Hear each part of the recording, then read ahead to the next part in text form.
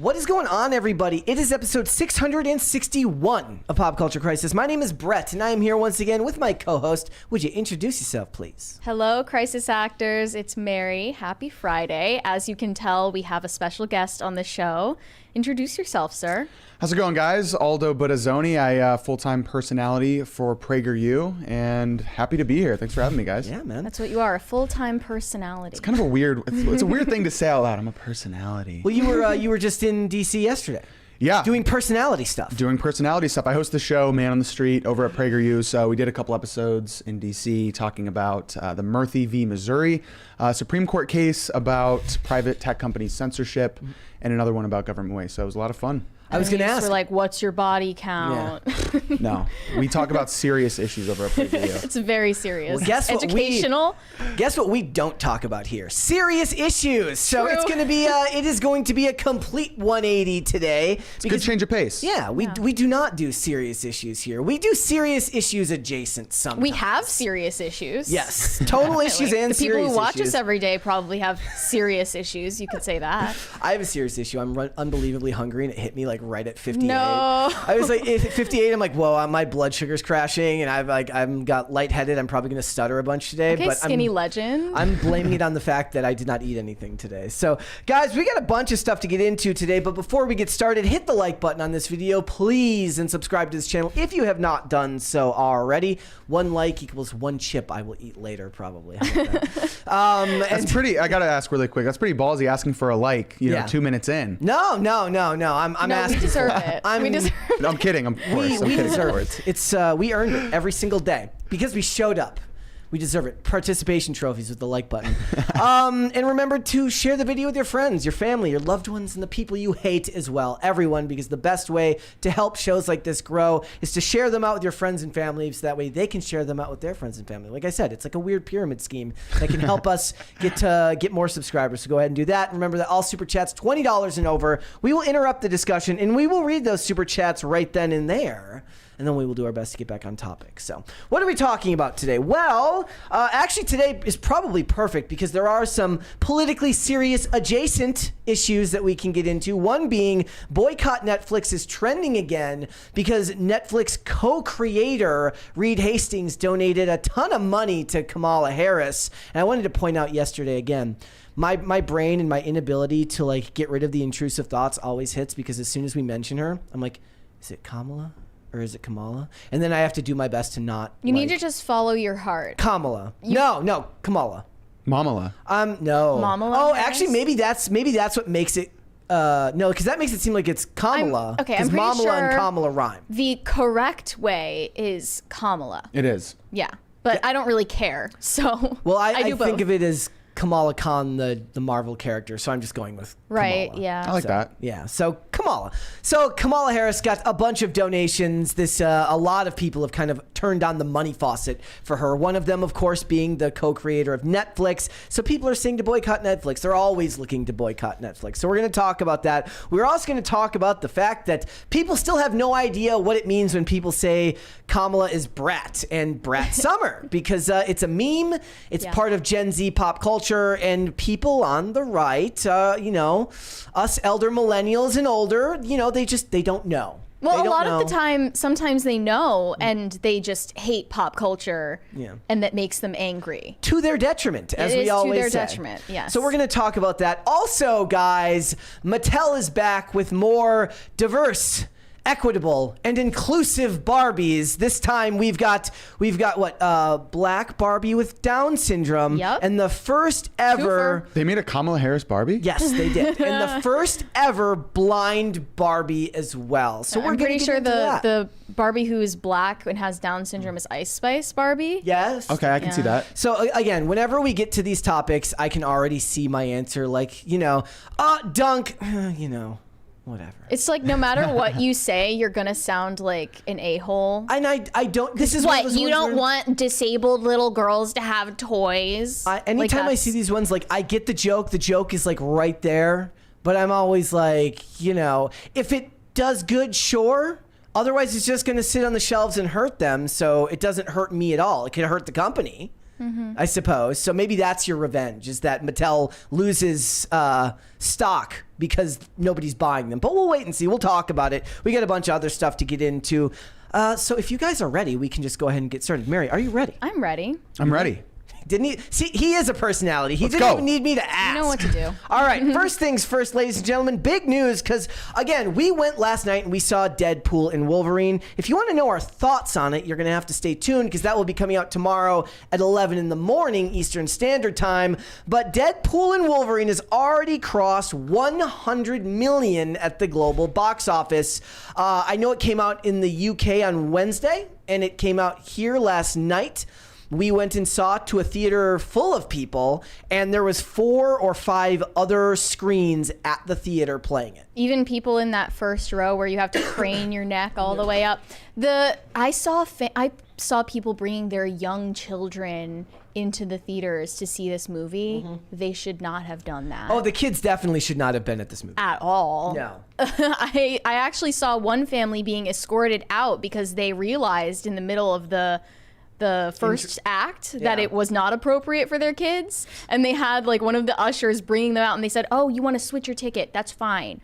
But People bring their kids to the worst places, and I don't understand. Yesterday, I was in D.C., and we were covering the pro-Palestine protests, and this woman at the front of the protests, this big bloody Netanyahu thing, she had a stroller with a toddler in it. It's like, why are you bringing your kid here? Why are you bringing your kid to an R-rated Deadpool movie where he's swearing and cussing and doing all these disgusting things? Not a fan of parents involved. Like, I used to laugh at the mini AOC videos while knowing that please stop involving your kids in politics. I hate it. First of all, the kid's going to think it's cringe when they get older anyways. True. And second of all, like, you're putting a lot on them, especially if it like becomes popular. Yeah. I don't even like to see people bring their kids to like Trump rallies when they're like 3 years old. It's like, I don't what even are you like doing? political signs in yards. I don't. I hate it. I'm like, please, like, nobody cares. That's between you and God. Leave that alone. Nobody cares. But Deadpool, I mean, I didn't see it. What do you guys rate it? I mean, was it a good movie? Well, guys, if you want, they're gonna have to check out the review for us tomorrow. That's what they're gonna have to do. I hated it. She hated it. No one is surprised by Everyone that. knew she was going to hate it. That she was going to hate it. Okay, fine. I had a good time at the movie. I really enjoyed it, but we probably knew that was going to happen as well. But you should stay tuned for the review. We go more in depth with that tomorrow at 11 in the morning. The We got other 2 people 20s in there. the theater ruined it for me, to be honest. Yeah, people having fun tend to ruin it for Mary. No, it's just when I hear people laughing at jokes that aren't funny, it makes me mad. The sound of laughter very much makes Mary angry. You're not supposed to enjoy this part of the movie. I was seething and coping. The like kids being happy and adults being happy, they tend to leave Mary in a bad mood. $20 from CJ McLean said, Chet Hanks already declared this a white boy summer. Nice try, Kamala. Well, he also said that he doesn't want White Boy Summer used for any type of hate movement, and that was directed at White Turning boy Point. summer has been dead for years. It's no longer relevant. Come up with a new meme. I have an anecdote for this. I was filming Man on the Street in Venice, and I saw Chet Hanks walking down the street, like just tatted up, Really? he's buff. And I was like, all right, I got to get him on interview. So I walked into his line, like his path, his walking line. Yeah. And he like bumps into me. I'm like, oh, hey, I'm shooting a video. Do you want to be in on an interview? He's like, sure. Make it seem sure. organic. Yeah. And the topic of the video was, are you proud of your race? And it was hilarious. It was a great interview. What did he say? What did he say? He's like, yeah, I think that everyone should be proud of who they are. You know, it doesn't matter if you're black or white. Just be proud, man. Let's Like, it was go! great. And so We I was love like, hell Chet. yeah, white boy love, summer. We love Chet Hanks here. He's great. We stand. Okay, another 20 from Banana Dragon Films. Pop culture conspiracy. In March 2017, we made a fake post-credit scene to Logan with Deadpool in it. The video got 13 million views. Just saw Deadpool 3. Opening is very similar to our video. Was Ryan inspired by our fan film? I mean, I hope so, because the opening to the movie was perhaps one of my favorite parts because of the gratuitous violence and the absolutely deplorable nature of the weapons he uses. And it's I won't give away more, but it was like my favorite part, and the fact that it was to Bye Bye Bye by NSYNC. That's what I liked about the first one. I mean, I'm not like a huge superhero movie fan, but it's entertaining, and you don't have to care about like the story and stuff. It's just an entertaining movie, so I like that. What I liked about it also in the original one is it really is basically a love story about him trying to get back to Vanessa, which is it's a simpler story than what they're telling in the new one. But the thing is if you go into it not knowing all the homework, it's gonna ruin your viewing experience. But if you know it, you'll enjoy it. So, all right. So yeah, 100+ million at the box office already, and I believe if I remember correctly, we mentioned yesterday, it is projected to make about $360 million at the box office this weekend. Okay. We will wait You think and it's see. going to pass $1 billion? Yes, I Yeah. do. Also, 79% from the critics, 98% from audiences right now on Rotten Tomatoes. That's where it's sitting.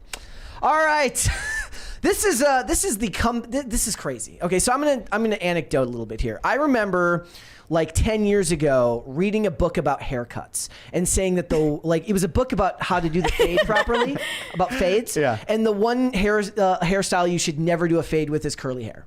Well, fast there's forward, a mushroom cloud Yes, it becomes a effect. mushroom cloud. Fast forward to 2024, and kids are now getting perms so that they can get the broccoli haircut. The New York Post interviewed a bunch of teenagers who are getting chemical perms to achieve the broccoli haircut. It's also being called the alpaca Jim Bro cut, the llama cut.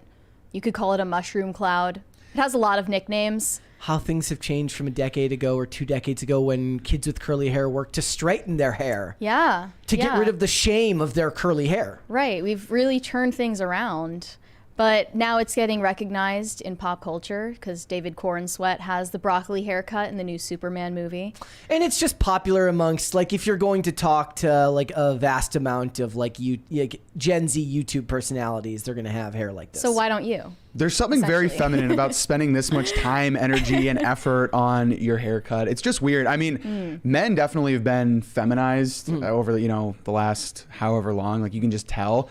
And I even remember in college, we were in a fraternity, and I think it was like our president. He's like, "Listen, we all know who we are. Okay, we're not like the farmhouse down the street. We're not these big burly men. We're pretty boys." And I feel like that's pretty common nowadays. He just said these, that? Yeah, and it's like, it's true. These guys are just pretty boys. But this takes it a step further. I don't like this. It's so weird. It's odd.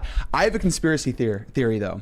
Okay. Men's testosterone is dropping, and men are getting bald at younger and younger ages. And I think that this is a tactic to hide male pattern baldness, because it goes up like this. I mean, I even have it all self-deprecate here. Like, it goes like this. Well, that's the widow's So you can peak, just right? place the curly hair over the receding hairline. I think they call it like there's a name for it.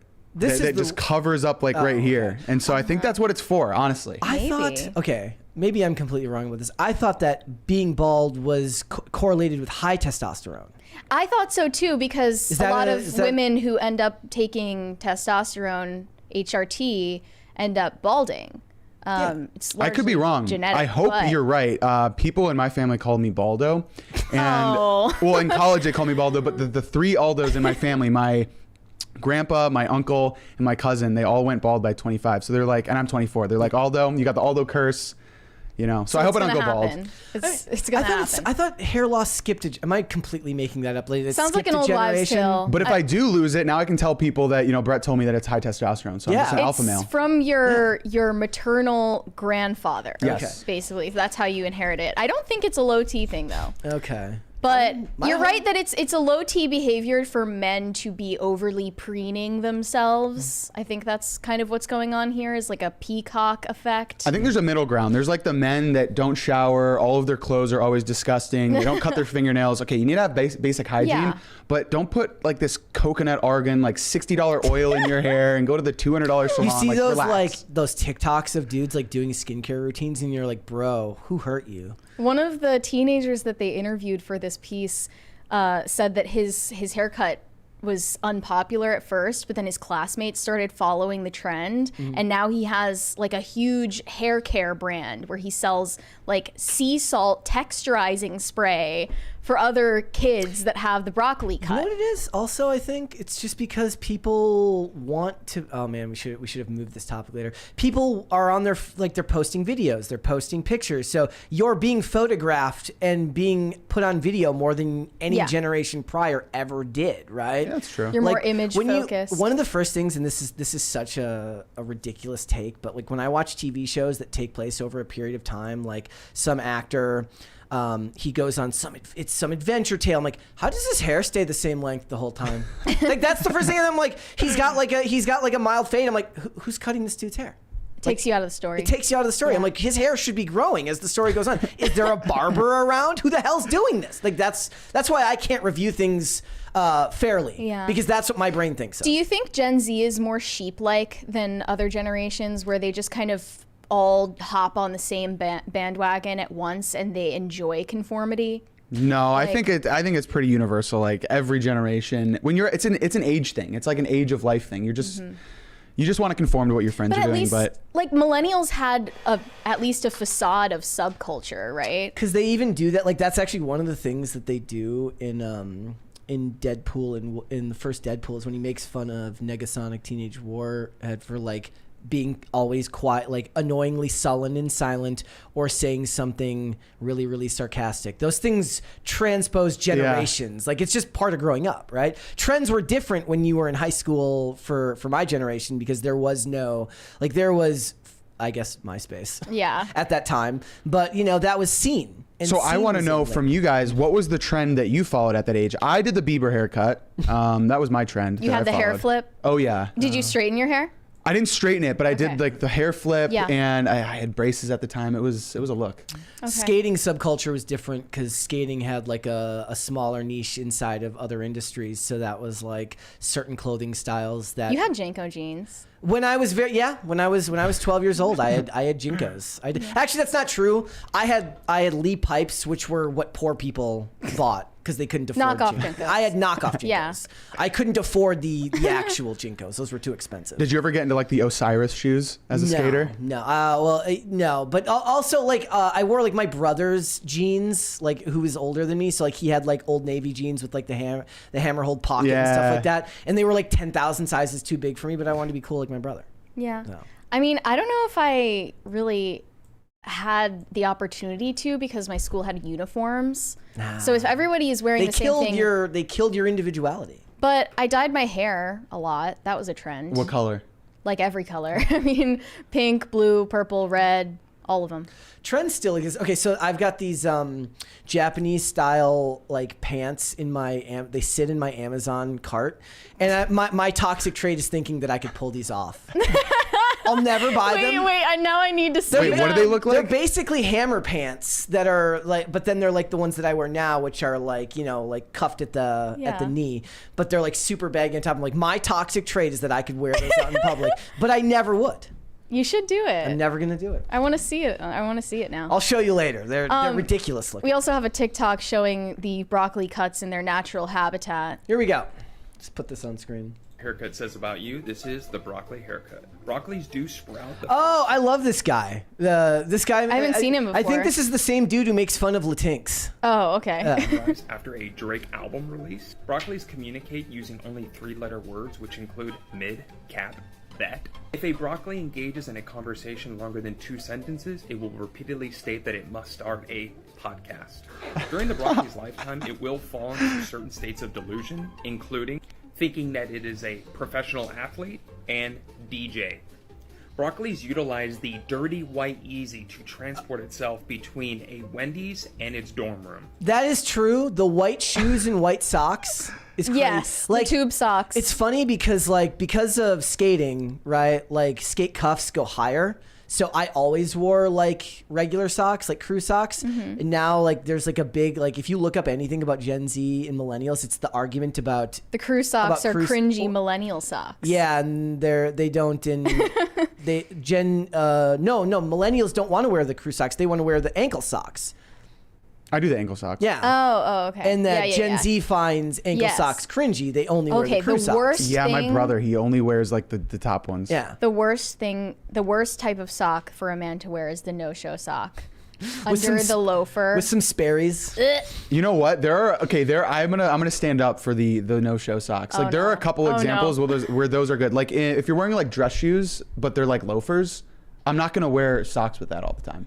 Well, what Aldo. you're supposed to wear socks either that match the shoe Yeah. or Sockless loafers is not a look. There are occasions where it works. maybe it's a Okay. tax. And I'm not even a good Okay. dresser. I've seen guys pull it off though. I'm just standing up Okay. for 'em. Maybe it's a tax bracket thing. Like, I don't know. if Yeah, you're- maybe. That's just the thought of a man wearing no-show socks fills me with ick. You know, in the bird kingdom, men are the ones that plume. We are the ones that show off our feathers. We're not birds. Let us feather. Let We're the men not feather. birds. Okay. Okay. They hate seeing On a men side note, happy. scientists do consider the Yeezy to be the male version of the UGG.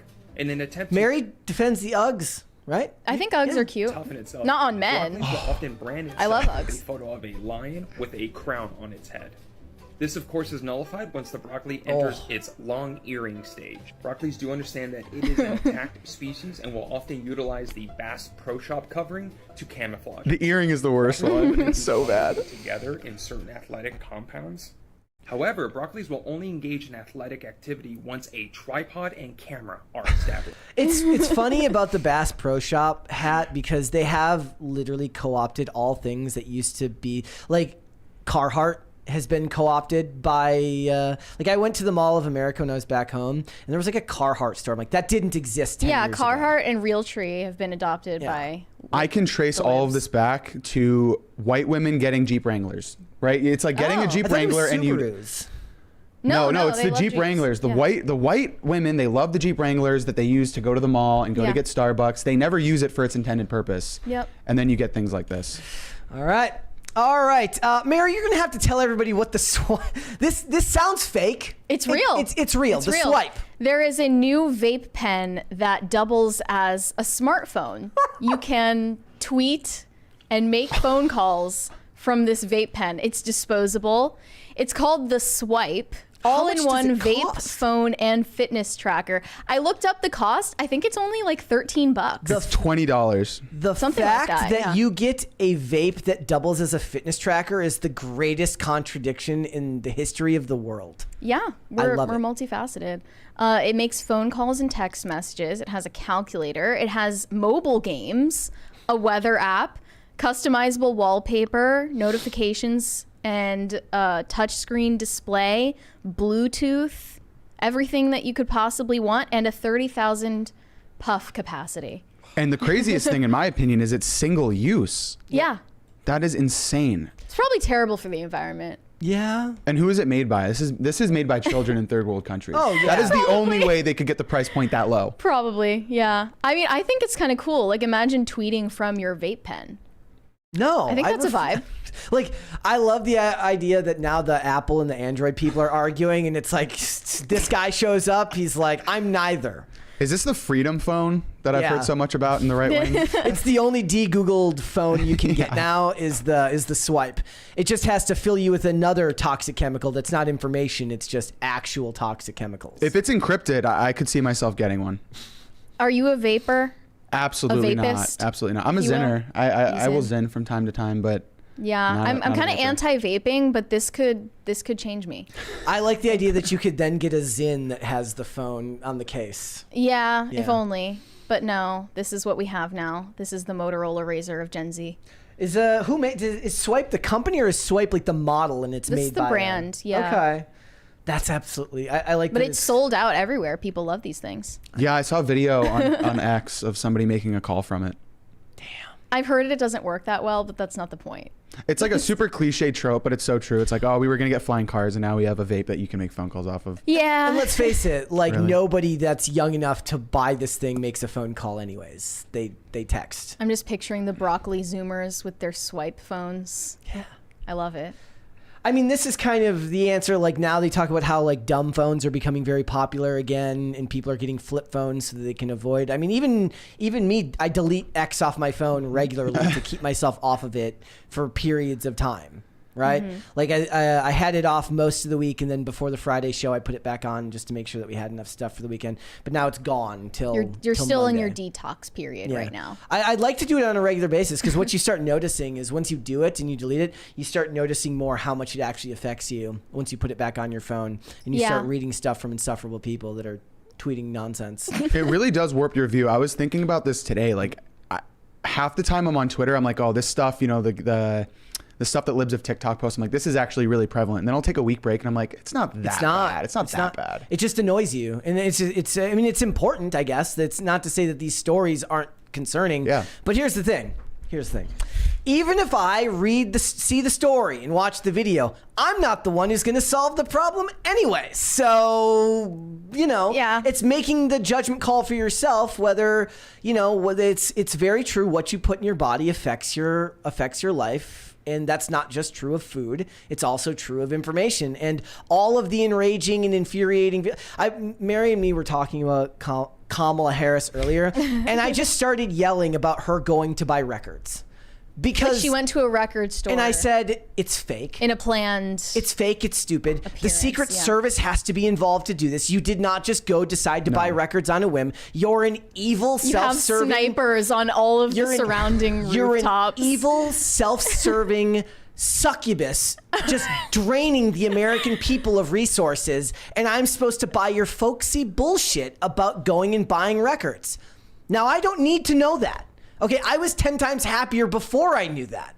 All it does is reinforce something that I already know and make my life worse. It's the same energy as it was either Kamala Harris or Hillary Clinton on the Breakfast Club saying that like her favorite topping is hot sauce. Yes. No, It's yeah. just super astroturfed. And actually, the commentary I love most is Tariq Nasheed. Okay, this guy is obviously like a leftist. You know, he's a foundational Black American. Do you guys know about Tariq Nasheed? I do. I don't know if Brett does. Have you heard of Tariq I know- Nasheed? yeah, I know. Okay. He's yeah. like one of those guys that's super left wing, but every once in a while he just hits the nail on the head. He coined And- the term buck breaking. Yeah, I love it. It's the definition of the clock is a broken clock is right twice. But he's been Yeah. calling out Kamala Harris on that stuff a lot lately, and I love it. He's like super against illegal immigration. He's roasting Kamala for her role as border czar. So I'm loving the Tariq Nasheed commentary Well, lately. we'll get more into that because we've got more Yeah. about see, now I'm doing it in Kamala. Who knows? Mamala. Who cares? All right. Here we go. I sent you this the other day, right? And did we confirm that this is actually This is actually Dylan Mulvaney in drag. Is it as like a double? man. Is it double It's drag? I don't know. it's dragception. Okay. Is the music allowed to be played? It's the Beyonce Okay. trend. I'm not where- getting copyrighted for this. Yeah, you dance to Beyonce's country album. This is Oh my gosh. Here's the thing. a dude dressing up as a woman dressing up as a dude. I make the point all the time that for as awful as Dylan Mulvaney might be, natural performer. And there's a Definitely. reason why Yeah. that account is so influential to people. Natural Yeah. performer. Yeah, 100%. Like that was unbelievably annoying and stupid, and there will be tons of Gen Z and so forth that will love that. He's got star power for sure. Fun it was fact, just used for evil purposes. Dylan Mulvaney lives down the road from me in LA.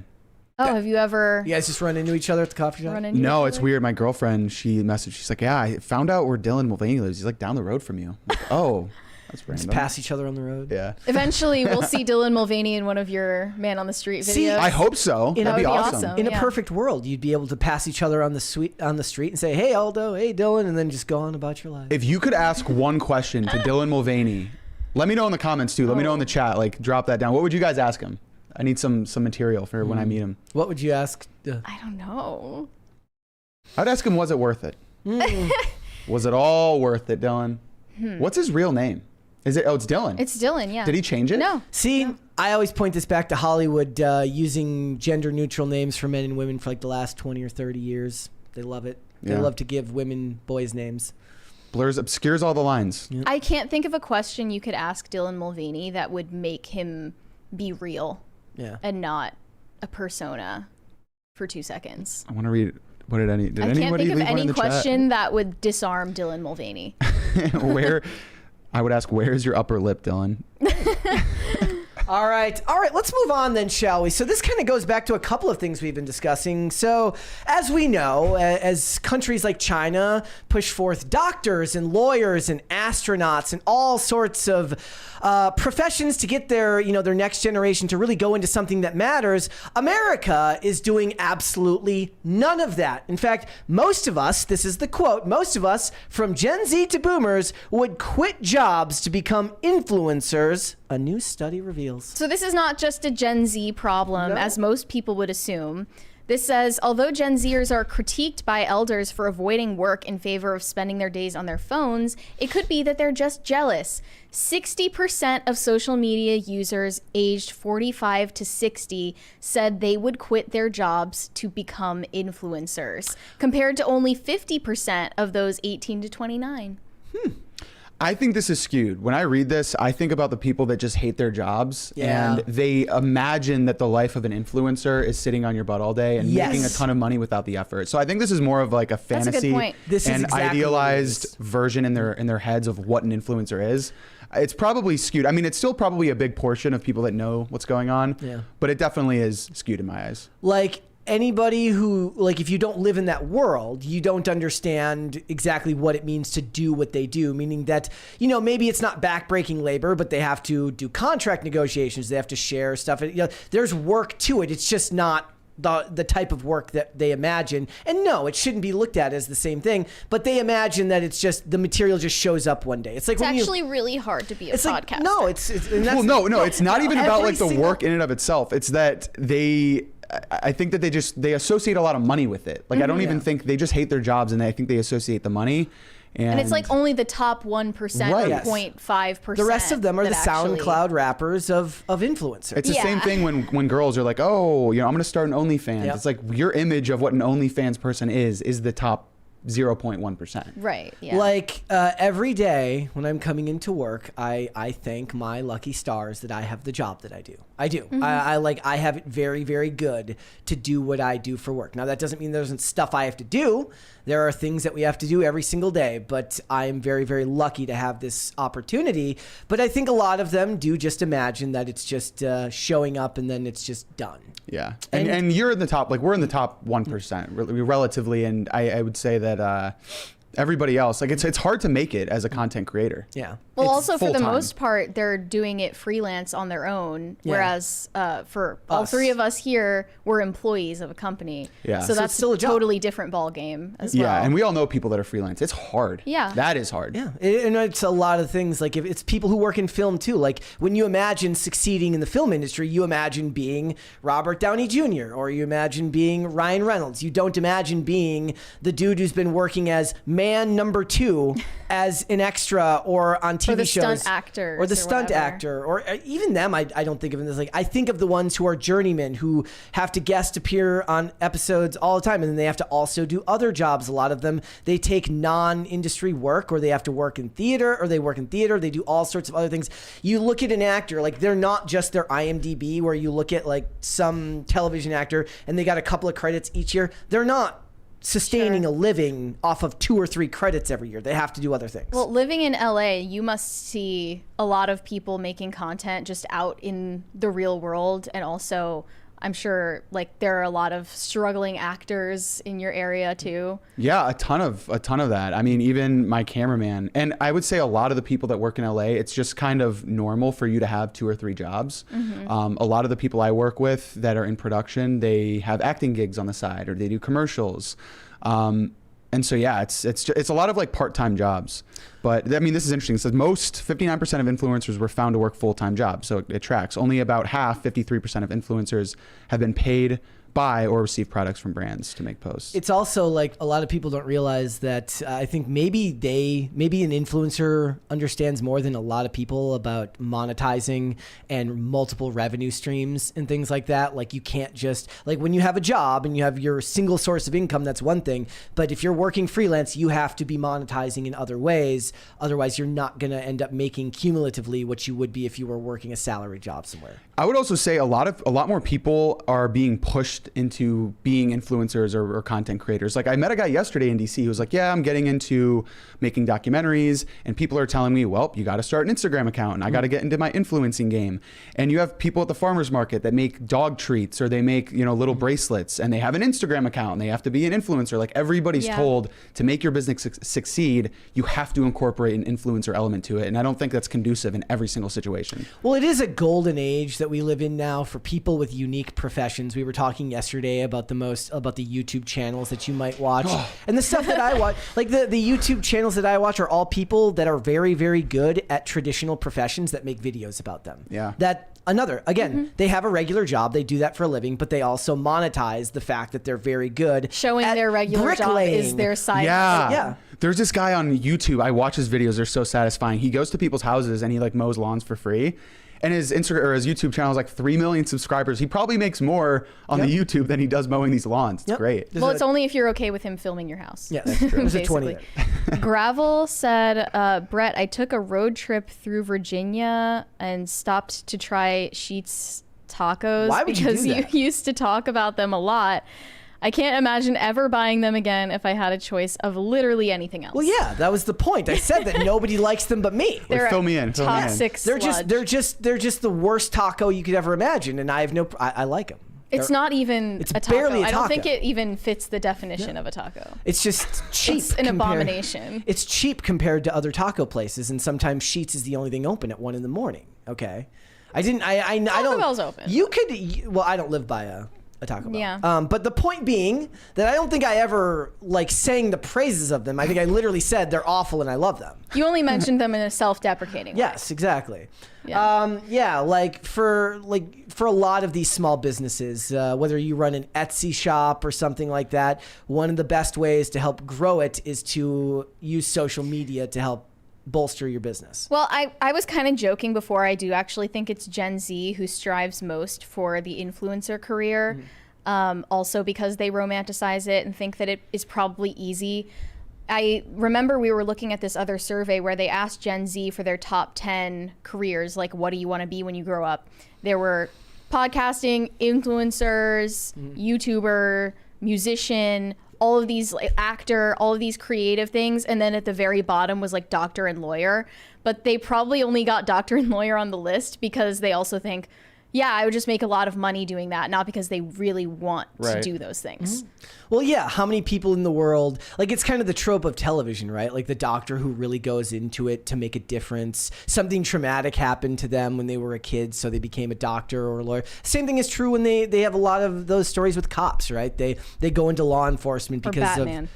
Or Batman, right? Like if you want to be Batman, it's a lot of Well, work. the point of med school in a way is to like weed out the weaklings who can't make it, and it's like psychological torture. Yeah. For 8 years. I don't think there's anything wrong though with people just taking a job to get rich. I mean, a lot of people hate their jobs. You might as well be rich. If you can or do make a it, lot. if you can make it work, most people can't. On capitalist principles, the idea would be it's not about what your intentions were. Is your job that you're making a lot of money from, in this case, actually offering a net positive, something to offer the public, and a doctor does offer that. Now, we could get into a whole debate about insurance and all the garbage that comes along with that. That's not really the point. What people are striving for right now are those work from home jobs where you can kind of coast off of working like 3 hours a day without anyone realizing and making multiple six figures a year. I say it all the off of time. I'm it. like, where are these laptop jobs? I want the laptop job. It's a secret. I have a friend who's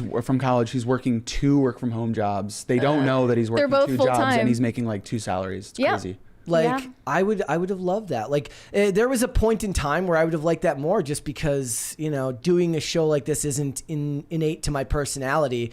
I would have been very, very happy just answering emails and doing that stuff all day. But I don't know where you get those jobs. They're like mythical.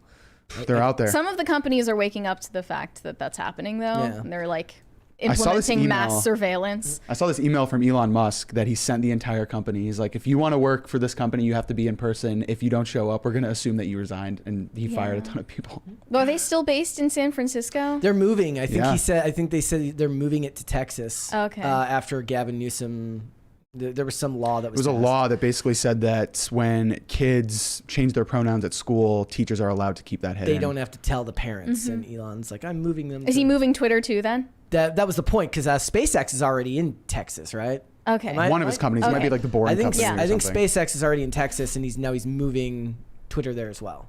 Interesting. All right, well, there you go, guys. Again, it's not an easy road, right? So one of the other things is like the other professions that require a lot of training, they also require college and a lot of money spent to do that. It is interesting that the careers that people wanted, maybe it's not just about the fact that they maybe perceive it as easier and making a lot of money, but also don't require money to learn. You just go and do and figure it out as you go. Yeah, something I want to ask you guys about is, you hear this discussion a lot when people bring up illegal immigration, and then the left says, well, they're taking jobs that Americans wouldn't otherwise take. I don't know how I feel about that. Yesterday we were outside the White House. They would do the jobs. That's not true. Well, we saw, so the reason I was thinking about this, yesterday at the White House, we saw these people taking and putting up these barriers, and every single one of them looked like they just crossed the border. And I asked them what they were doing. None of them could speak English. I'm like, how are these people even getting paid by the government? Like, are they even citizens? But yeah, I'm kind of torn between like, would Americans take the jobs, or is there a genuine case for them filling jobs that Americans wouldn't? I don't know. Before we I don't get to know. that, we got a 20 from Pat the Plumber. He said, I'd rather be Pat the Batman. I like Yeah, that. I mean, Pat the Plumber, like, but As far as what you just said, it sounds like that really cringy moment when, what's her name? Ozzy Osbourne's daughter. Oh, she said, "Who's going to clean your toilets?" Donald Trump. Yeah. That's exactly the mindset that they're using when they say that. It's not true. It's a complete lie. It is 110% a lie. I think it is too, and I hope that that's true. Also, kind of insulting to the people who want to move here as well, saying like, "Oh, you can just do the grunt work for all of us privileged." Well, there's I mean, there have been Styx Hexenhammer's made multiple videos over the years about how what they're doing is importing what is essentially a slave class to America, which is evil. Again, here we go. Politicians, they're all evil, ladies and gentlemen. It's like Tyson Chicken Nuggets, who are located in the South. They fired a ton of employees so they could hire migrant labor and pay them like half the cost. Yeah. Evil. All right, guys. What would you like to see first? Cringe or cute of the day? We have 2 cringes, right? I think so. Maybe we could sandwich it. What was the other? Let me check cringe first and just see whichever one I had here. Oh, there was the one I found just at the last minute before we went live. This trend continues and it only gets worse, ladies and gentlemen. Luckily, this one's only 14 seconds long. Pickle and a lukewarm coffee. Pickle and a lukewarm coffee. Readers and a big zucchini. Readers and a big zucchini. Hoops and a table full of flowers. Hoops and a table full of flowers. Pickle and why do they sound so... The middle-aged women are not all right, and we need to put a moratorium on all this. We need to put a stop to it until we need to put a stop to pickleball until we can figure out what the hell is going on. Exactly. I feel like we got to pick our poison. It's either this or it's women going into the forest and paying $500 to scream. Did you see that? Right, yeah. Which one are you going to choose? Let the ladies pay the money. I think so, Let the ladies pay the money. Maybe you can let out your rage with a good game of pickleball. Like if because the whole point isn't to scream, because I refuse to believe that even dumb middle-aged women in America don't know that. I think it's about the community aspect of it. They're selling you the community aspect, going in there with other women, which they of course could do by organizing on Facebook, but they would rather pay the money to go do it. These women are smart. They married the men who are running this country. Yes. All right. Karens. Here we go. Let's do some cute of the day as well then. First from Corey. Says, my boy Barley became an official bark ranger at Harper's Ferry National Historical Park. So cute. That is adorable. That is very What does a adorable. bark ranger do? I don't know, but we need more of them. We're already, He's a hard worker. He's a hard worker. I appreciate that. Everybody needs a dog in their life. All right, and this is from Devin. It says, Toothless loves his chair. Is he actually toothless? He looks he looks like he just saw something scary. Yeah. He's really kinda cute, though. Freaked out. All right, guys. Remember, you can submit cringe of the day. You can submit cringe. cute of the day. We curate the cringe here, but you can submit cute of the day. Tag me and the show on Twitter. Hashtag PCC Pets. It is the best way to get that included there. So we have this. Let's go ahead and get started then, shall we? Boycotting Netflix. Yeah, there are calls for boycotting Netflix spreading all over Twitter. Yesterday, I saw that cancel Netflix was trending while we were live, so I knew we would have to talk about it, but I didn't know why. The reason is that Netflix co-founder Reed Hastings made a donation of $7 million to a super PAC backing Kamala Harris's presidential campaign. According to Variety, this was the largest single donation ever made to a political campaign by Reed Hastings. A lot of people got confused, and they were spreading an image around that reads, Netflix just donated $7 million to Kamala. Bye-bye, Netflix. They need to feel this, people. Cancel today. That is not true. Correct. Netflix, as an entity, did not donate $7 million to Kamala. I don't know if they would. If the companies are smart, they're giving to both candidates. Actually true. Yeah. If they're smart. But yeah, Netflix, the company, did not donate to the Harris campaign. He's just the co-founder. He's not even the CEO. I would actually find it more a sign of cultural healing if they were just giving to both campaigns. All that proves is that they're doing what they're supposed to do. Unity. They're corporate entities, and their desire is to get the best of whoever wins. Equal opportunity corruption. And that they're, they're basically Yeah. locusts, and they don't care, and that's fine. I don't expect We a already knew that was corporation. true. I don't expect a corporation to have, any type of emotional center around ideas. They just want what's best for the company. What's his name? David Zaslav was interviewed a couple weeks ago at like one of these like gazillionaire retreats that they go on. It's literally like They just call it that. it's literally gazillionaire gazillionaires. retreat. They just go to these retreats and it's all the billionaires, the millionaires. It's not even the millionaires, it's the billionaires. And he was there and they asked him like who he was going to vote for. He goes, I don't really care. I just want them to be, pro business. Like he's like, I want them to deregulate and let us do what they do best. At least they're honest. Yep. Seems pretty like a pretty normal idea. Well, I know Disney is still on the Watermelons for Palestine boycott list because they donated to humanitarian relief funds that some people interpreted that as pro-Israel nonprofit organizations. So Disney is still on the boycott list.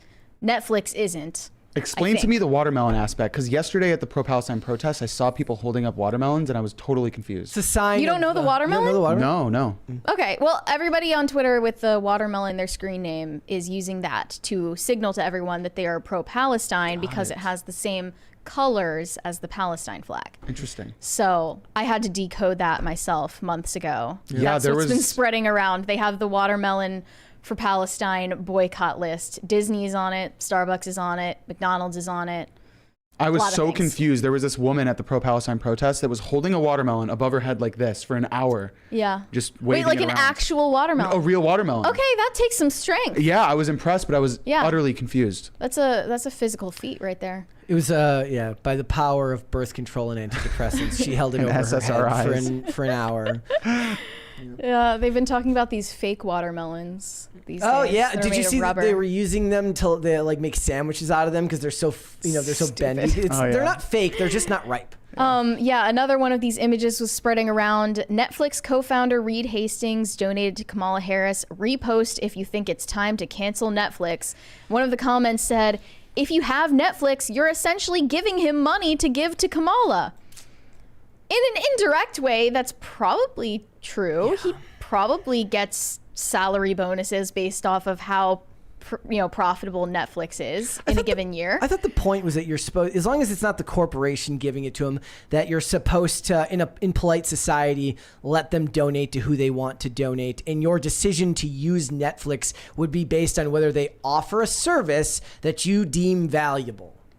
Well, for a lot in a of healthy people, society, they have decided that Netflix is valuable enough to keep it in their lives for $15 a month. Yeah, more than that now. And watching their ads. I almost feel like this is just a grand marketing ploy to keep Netflix relevant. Does anybody even pay for it anymore? Yes, It's like the worst streaming service. Netflix is the only streaming service that regularly turns a profit. The only one. Wow. It's the only one the that rest seems of them to are losing a lot of money. So they added 8 million new subscribers last quarter. They were only set to earn, make five, add 5. They just are systematically removing people from their lowest. They got rid of the lowest tier ad-free version to try and push people to the ad tier, because the way to make money now is to give you like a cheap ad tier that you can watch, because the advertising revenue plus you get the smaller subscription fee every month for that. I will never do that. Do you have any streaming services? I have HBO. That's about Which is the one I'm thinking of getting rid of, because it's the one I use the least. Well, these why days. that I love it. I just like it has Curb Your Enthusiasm, which I like. It has South Park, which I like to watch from now and then. But the thing is, if you want the South Park specials, you got to go to Paramount. It's There's so just annoying. So many different layers. The the reason to keep HBO is because it's got all of the Jack Ryan movies, which is funny, because then the Jack Ryan TV show that John Krasinski made is over on Amazon, but the movies, the Harrison Ford ones and such, are all on HBO. It's got The West Wing. It's got the old Mortal Kombat TV shows that were really bad that I liked, like Mortal Kombat Conquest and stuff like that. But I just don't use it enough. Yeah, well, that's the same thing with Amazon. I got it for The Boys and the Invincible. Yeah, it's true. It's not worth it. Amazon's business model is perfect. You'll never get rid of it, because then you won't get your 2-day packages. I just use alternative streaming platforms like Freevee and Tubi and Roku TV. Those are the alternative streaming platforms that I use personally. Unironically, it's all I need. Unironically, Roku is good. Roku is good because they have mastered Your weirdest take. Well, because what these other streaming services do is they bog you down in like 6 ads per episode. It's insane. And a lot of them are like 30 seconds, but then there's some that are like 2 minutes long. Roku, it's almost always like a 30-second ad, and there's like 3 or 4 of them. But if it's a 45-minute episode of something, it just doesn't feel like very much. But if it's another show and there's like 3 30-second ones and 2 2-minute ones, I can't. I want the Roku TV just for the Roku City thing that like Yes. goes on. It's so calming at night. Really? I just leave it on. I kind of. I love it. During lockdown, I was watching it, and it was all these like apocalyptic I love it. events, and It's I was the like, robots. I thought What it was is super this? wholesome. It's like a nice like mountain and volcano in the sea. I kind of just like went through a it. schizo break while I was watching the. There's also like deeply hidden, like when Barbie came out, there was Barbie ads in the background. Oh, of really? Things. Yeah. But anyway, the Subliminal real messages. high IQ take here was you want to cancel Netflix because they donated to Kamala. I canceled Netflix because they made cuties. We are not the same. I know this also isn't true. Netflix didn't make cuties, but they platformed it, which Yes. is important. And a lot of people canceled it That's back a then. distinction without a difference to a lot of people. That doesn't really matter to them. We got a 20 from Gordon Shumway. I would say the Netflix boycott is petty, but as much as I hear my lefty friends ish talk Chick-fil-A and refuse to eat there because of who the owner donates to, this is just the norm now. I mean, I feel like a lot of these libs are closet Chick-fil-A goers at this point. Oh, I think they totally. decided the chicken was worth it. Like their principles buckled under the weight of... Look, you're going next for Chick-fil-A food sandwich. at night, and I'm sure. You know what? I'm sure They secretly love I'm it. sure the Starbucks boycott gets broken a lot too. Well, convenience trumps everything. I was covering the UCLA That's true. pro-Palestine protest. Every single one of the kids there had the keffiyehs on. I guarantee 90% of them came from Amazon. Yeah. You know, it's like whatever's convenient. They were all drinking Diet Coke or whatever, which I guess That's they're not also supposed on to the be drinking. boycott list. I Right. think. Someone made an oil painting of a McDonald's Diet Coke, and I saw people quote tweeting it saying like, "Read the room. They're on the boycott list." Like, I refuse to. you're look not at a allowed to boycott paint a list. picture of a McDonald's logo because they're on the boycott list. I'm just not doing it. You can't make me boycott anything. I won't. I Have you refuse. ever boycotted anything? No. I Nothing ever? Like nothing consciously that I use has ever required such a thing. Nor am I going. I'm not gonna stop going to Target if I need socks. I'm sorry. I did I'm just actually gonna go. specifically Target. I was like, I'm not going to Target. You don't still anymore. boycott Target? Yeah. You're never I going haven't there been again? back. That's like the one boycott that's been super successful. We boycotted the Dodgers. I gave a speech at like this big. Do you remember the Dodgers protests? No. They hosted these the Nuns of Perpetual Indulgence. Oh, right. That was a big protest. That was fun. Yeah, I remember that. But how do you boycott a sports team? I've been boycotting sports for like the last 10 years. So. Sports as a whole? I don't watch them. I don't go to the games. Well, but that's okay, separate. There's a difference I between know, I know. boycotting We're and just talking about not being interested in the product. project- Like, yeah, I products never you needed need. to boycott Bud Light because I don't drink Bud Light. Correct. I'm not even the target demo for that. But I didn't even think to boycott Target after the tucking swimsuit controversy because I just I can't, like, I have to pick my battles and like that's just not one of them. Yeah, I just don't care about boycotting. I get Yeah, it. fair enough. There are I so get it. many mega corporations that donate to Planned Parenthood. At a certain point, like, there's a difference between, you know, remote evil that has nothing to do with you and things that are in your own circle of influence. In your hyper-capitalist society where convenience is king, like you said, make your decisions wisely based on your values.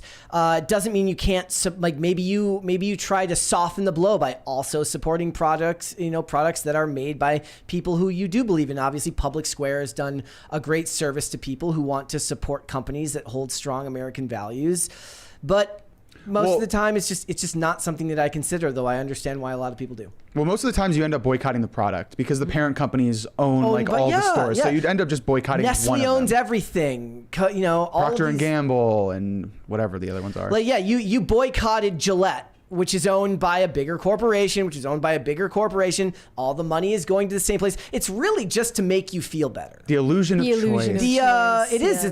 That's the what's his name skit from years ago. He's like, there used to be however many companies, and like it just gets smaller and smaller every year. You just can't, and I don't care. Well, that's also what's happening with the streaming services is that they're all kind of mushing together and like acquiring each other, and you can only boycott so many things before you just have Just a giant patriot capitalist dirt. amoeba yeah. that keeps sucking them in, growing larger. Maybe look at your boycott. Like if you're gonna boycott responsibly, like don't just Boycott responsibly. If you're gonna boycott, Gillette, go look at who owns Gillette, and then go look at the long list of products that is, it was It's that one. meant to make you That was feel Procter and powerless. Gamble. Yep. Well, I did look at that list, and I looked around and saw at least 5 to 10 products that were on that list that people were not boycotting. So it's really, at the end of the day, it's to make you feel better. And if you Pretty think much. you're gonna personally tank a company like Target by not shopping there, like that's just delusional. If it's for your peace of mind, fine, go Yes, for it. do it but for peace of mind. that's Do it because it matches your values. probably not going to have a real Yeah. world impact. The Bud Light one was an exception, not the rule. That one was very successful, but even they worked their way back. First of all, I saw Bud Light product placement in Twisters. Very, very well done. Really? Bud Light product placement in Twisters. It wasn't extremely Yeah. obvious. I think they got Post Malone was doing ads for them now. Everyone loved and the UFC, obviously. Post Malone and UFC are universally loved. Everyone loves Posty. So Yeah. My these favorite- companies always find a way back. My favorite part of the boycotts, especially on the right wing, is the day after the company's stock price will go down at a normal amount, and they're like, "Look, guys, we got them. Keep going." It's like, all right. I'm calm guessing down. that this is, I can't see the chat right now, but I'm guessing this isn't the most popular opinion to the chat. But I definitely don't think that you should be supporting streaming services. Because that's just rewarding them for feeding you slop. the slop that you love. There's always another way. There's always an alternative streaming platform. Yep. All right, let's read some super chats. Shane H. Wilder said, "Happy Friday, Brett, Mary, and Aldo, and happy feast of Saints Joachim and Anne. Say hi to your grandparents if they are still around." Yeah, we were just talking about that yesterday. Shane H. Wilder, once again, it is Orange Boy Summer. Let's go. What makes it Orange Boy Summer? Is it Trump. Is it because Well, of Trump? actually, Biden has the spray tan now, too. That's true. So he decided that orange was the way to go. Red Snow said, "Remember, crisis actors, eat your veggies, don't overcook your steak, and praise be to Space King. Have a great weekend, everyone. See you next week." And to you as well. I still don't know what praise be to Space King is, or what I think that he explained means. it in one of them. Let's do one more. I forgot then. Ulvin McGoth said, how do I pronounce this? Oral Voltaire put out a teaser post this morning on his Instagram that the Demonatrix trailer is almost done. Well, okay. We will have to. Wait, is this it. connected to the Velocipaster universe? Was that what it was? I don't remember. I don't know We'll have to either. check. Let's do a couple more. Corey Anderson said, "Borat, Mary, what is it like being famous? Are you worried about Rule 34? Your guest kind of looks like Wanderly Silva, but less swollen." Okay. Who is that? I don't know. And am I Borat in this context? Oh, I didn't even realize. I thought he was just saying Borat for no reason. I guess that's your new nickname. I hate that. Let's do 2 more. Stefan Buttle said that vape phone 100% steals your data. Yes, it steals years off your life with Yeah. the vape, and then it steals your data as well. Are any of you guys vapors or vapists? I don't know what they're called now. We should have put that question in the chat. Yeah. Yep. Ulvin McGoth said, "Calling Kamala a succubus is an insult to all succubus." That would be succubi. To all succubi. Yeah. Sorry. Shane H. Wilder said, "Dylan channeling Robert Downey Jr. in Tropic Thunder. I'm the dude pretending to be a dude playing another dude." That is true. Yeah. Yep. Yeah, he's a performer at heart. Shane H. Wilder said, "Sheets tacos or Jack in the Box dog food tacos?" I have not had Jack in the Box in years. I don't know if I've ever even seen a Jack in the Box Yeah. in person. Many, many years Is ago. it under a different name here? I don't know if we even have them here.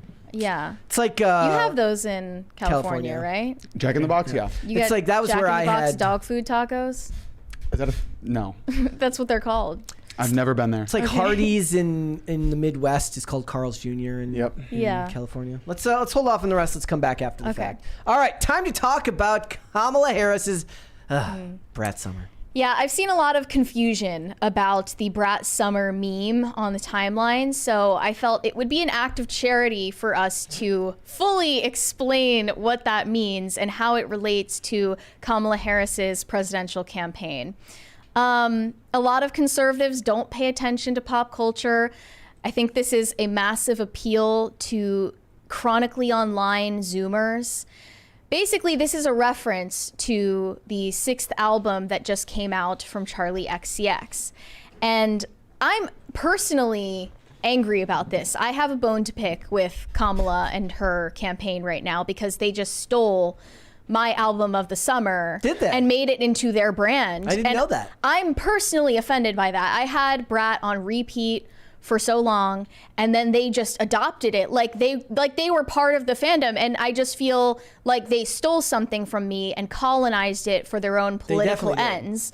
But unfortunately, Charli XCX is part of this. She is playing into it because after Kamala took over as the Democrat nominee, she tweeted out, "Kamala is Brat," and that's a reference to her album.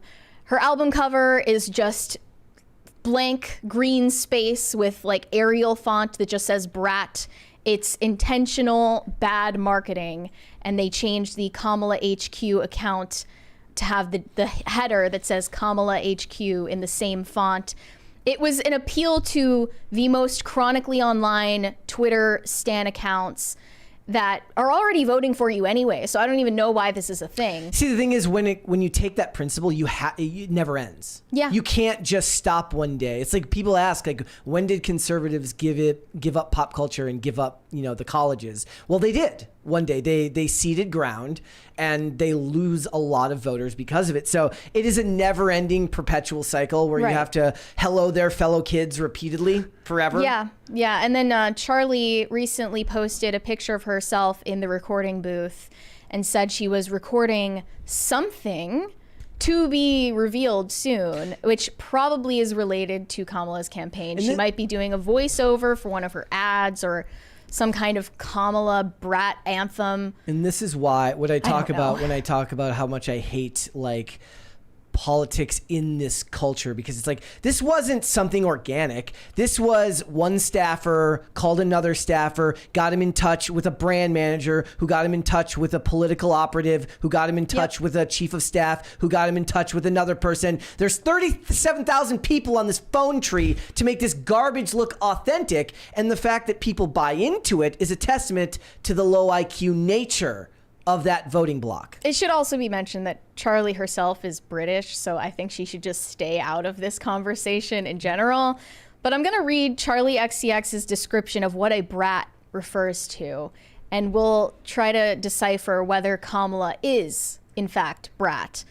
Charli says Brat refers to the girl who is a little messy and likes to party and maybe says some dumb things sometimes, who feels herself but maybe also has a breakdown, but kind of like parties through it, is very honest, very blunt, a little bit volatile, like does dumb things.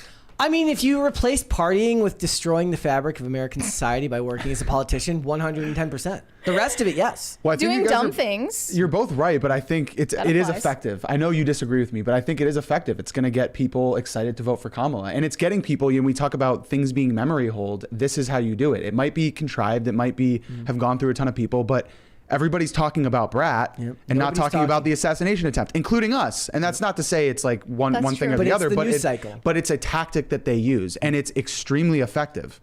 And so it is what it is. It's like, you got to give the left their props. This is working. I just don't get it because, Kamala had the gay vote. She already had that on lock. Why does she need to appeal to Gen Z gay stan Twitter accounts any further? She's supposed to make some comment, otherwise you can see like the excitement is getting more and more noticeable, because I already have like stan Twitter tweets on my timeline. The algorithm shows me what they're talking about, and they actually do love this meme. They love the "do you think you just fell out of the coconut tree" meme. They exist in the context. They're unburdened by what has been, etc., etc. Like, There are so many sound bites. The Venn diagram sound bite where Kamala is like, I love Venn diagrams. There's something about those 3 circles and the way that they intersect. Like, or when we talk about the children of the community, they are the children of the community. But I mean, being a politician, you're gonna have to engage in cringy stuff along the campaign trail. And you know, again, she's engaging with the Charlie XCS cringe. I'd rather have Trump do that type of stuff, but with people that are younger and not just Kid Rock and he should be Hulk talking Hogan. to Logan Paul. Do both. Logan Paul should have been at the RNC. Totally. 100%. That was a missed opportunity. And I feel like Trump's meme magic is dying out. And now Kamala is filling the vacuum for meme magic in this election cycle. As cringy as it sounds to actually say that out loud, it is important, and it actually influence people in their voting decisions. You said earlier when we were talking about it, you said Gen Z doesn't vote. I would say Gen Z is probably the most mobilized young generation voting-wise because they've been raised on fear porn about the death of democracy. Do you think that holds true on the right as well, or are you talking about the left-wing Gen Z? No, I think younger right-wing voters are probably more predisposed to vote anyways if they care about politics in that fashion.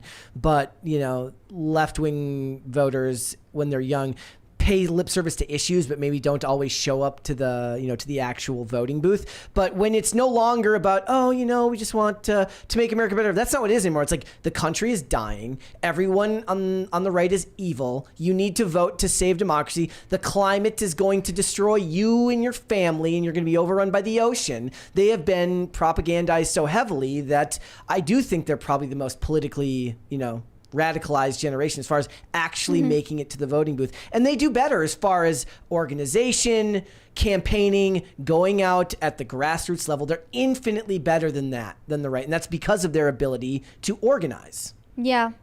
I feel like there is a growing Kamala derangement syndrome right now. Like, obviously I'm not voting for this woman. I don't personally like her. But I do see these clips going around and the memes and the sound bites, and it's funny. Like, outside of the context, like, I understand why people are seeing some kind of charm and joie de vivre about Kamala. Well, I think we have to realize that there is a huge difference between a supporter and a voter. Yeah. Trump has a ton of support. The boat rallies, the rallies all over the country. People love rallying behind him. But the people that are going to decide this election are the voters. And I think we need to focus on low propensity voters and bringing people like Jake Paul into the fold. That gets people in Gen Z not voting because they're a big supporter, but voting because Jake Paul did. Haha, that's so funny. And that's a big group of the young voting base. Yep. Yeah, that's a good point. Another appeal that she has made to stand Twitter gaze was her recent appearance on RuPaul's Drag Race. In the introduction to the recent episode, she started her official campaign with RuPaul and his drag queens. Hi everyone, it's Kamala Harris. Each day we are seeing our rights and freedoms under attack, including the right of everyone Kamala, to be who they are, love who they love, openly and with pride. So as we fight back against these attacks, let's all remember, no one is alone. We are all in this together, and your vote is your power. So please make sure your voice is heard this November and register to vote at vote.gov. Can I get an amen? Amen! Now on with the show. Look at the rest of this where they start dancing. You better vote.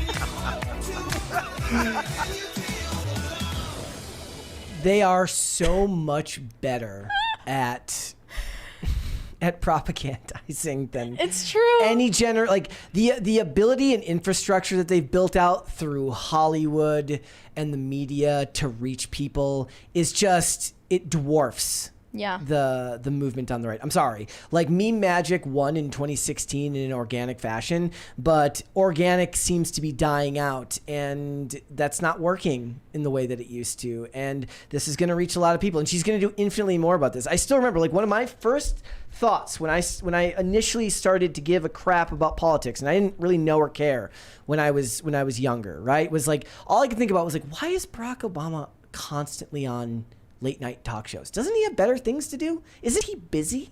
Like, that's the work. He's the leader of the free world. That's what they tell you. Like, why is he doing this? Because that is the work, right? It's your job to go out and reach new voters, and they do it.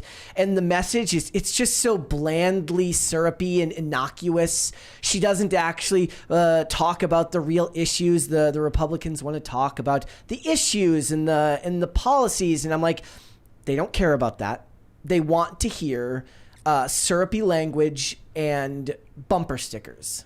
We should be able, and we can laugh at it, but we can't underestimate it. People don't realize that the Democratic Party and Kamala, they might not have as many supporters or as strong support, but they have the voters. I talked to a girl yesterday in DC when I was doing interviews, and she said that she was terrified that the Dems were rigging the primary again. She recognized that they did it in 2016 with Bernie and 2020. She said that she hated when her side is calling the assassination attempt on Trump a hoax. Like, all these things she was so self-aware about at how horrible the Democrats were. But then I ask, are you going to vote for Trump or are you going to still vote for Kamala? I'm voting Democrats no matter what. So it's like, you have these people, this is actually how they think. It's super scary. And to all the Republicans, all the conservatives that are getting really confident, I see it online, be careful. Yeah, like, don't get too comfortable, and don't underestimate the power of Brat celebrities. Don't underestimate the power of Brat Summer, essentially. As stupid as that sounds, it's, not stupid when it has a real world effect, and the right continues having this problem where they discredit everything related to pop culture. And meanwhile, I'm sure Swifties are waiting with bated breath for the endorsement from Taylor Swift. They are. And that's going to be important to them. There's a reason why to this day companies still do celebrity endorsements for products. And here's one. Olivia Rodrigo, who has huge Gen Z appeal, just endorsed Kamala Harris on her Instagram. She posted a clip from one of her campaign rallies where she was pledging to restore reproductive rights if she becomes president. I saw the hashtag. Super important to Olivia Rodrigo, who distributes birth control to her underage audience. I saw the hashtag Rovember. Yeah. That's because people don't understand how Supreme Court rulings work. But regardless, it's not important. The facts aren't important. It's all vibes. Yeah, I saw this picture on X the other day of the top 6 podcasts in the country, and it was Dan Bongino, Tucker, and Joe Rogan. Obviously, that's all male audience. And then the top other 3 ones were like Alex Earl, Hot Mess, and some other one. And it really shows the dichotomy between... Like Alex Cooper. Yeah. Between, what the male voter base is really going on and what the female voter base is. Also remember, if we remember what the charts say, it's the 68% blue voting single women that are going to decide just about everything. So currently there is an audio going around of JD Vance talking about exactly those single female voters and how they don't have a stake in the future of the country because they don't have children. And that has just angered women all over the internet. And now there's a new TikTok trend where they use that audio to show off their cats in their apartments. Is that we're effectively run in this country via the Democrats, via childless cat lady reporting for duty is the caption. Cat ladies who are miserable at their own lives and the choices that they've made, and so they want to make the rest of the country miserable too. And it's just a basic fact. You look at Kamala Harris, Pete Buttigieg, AOC, the entire future of the Democrats is controlled by people without children.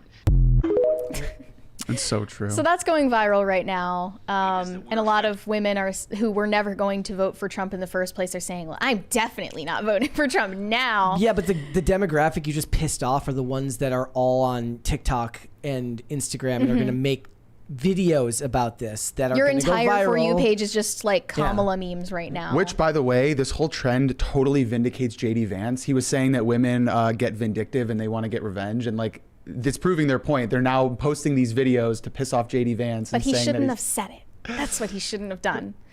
You can think it, but you should never say it. Yep. But again, never underestimate the importance of people like celebrities in politics.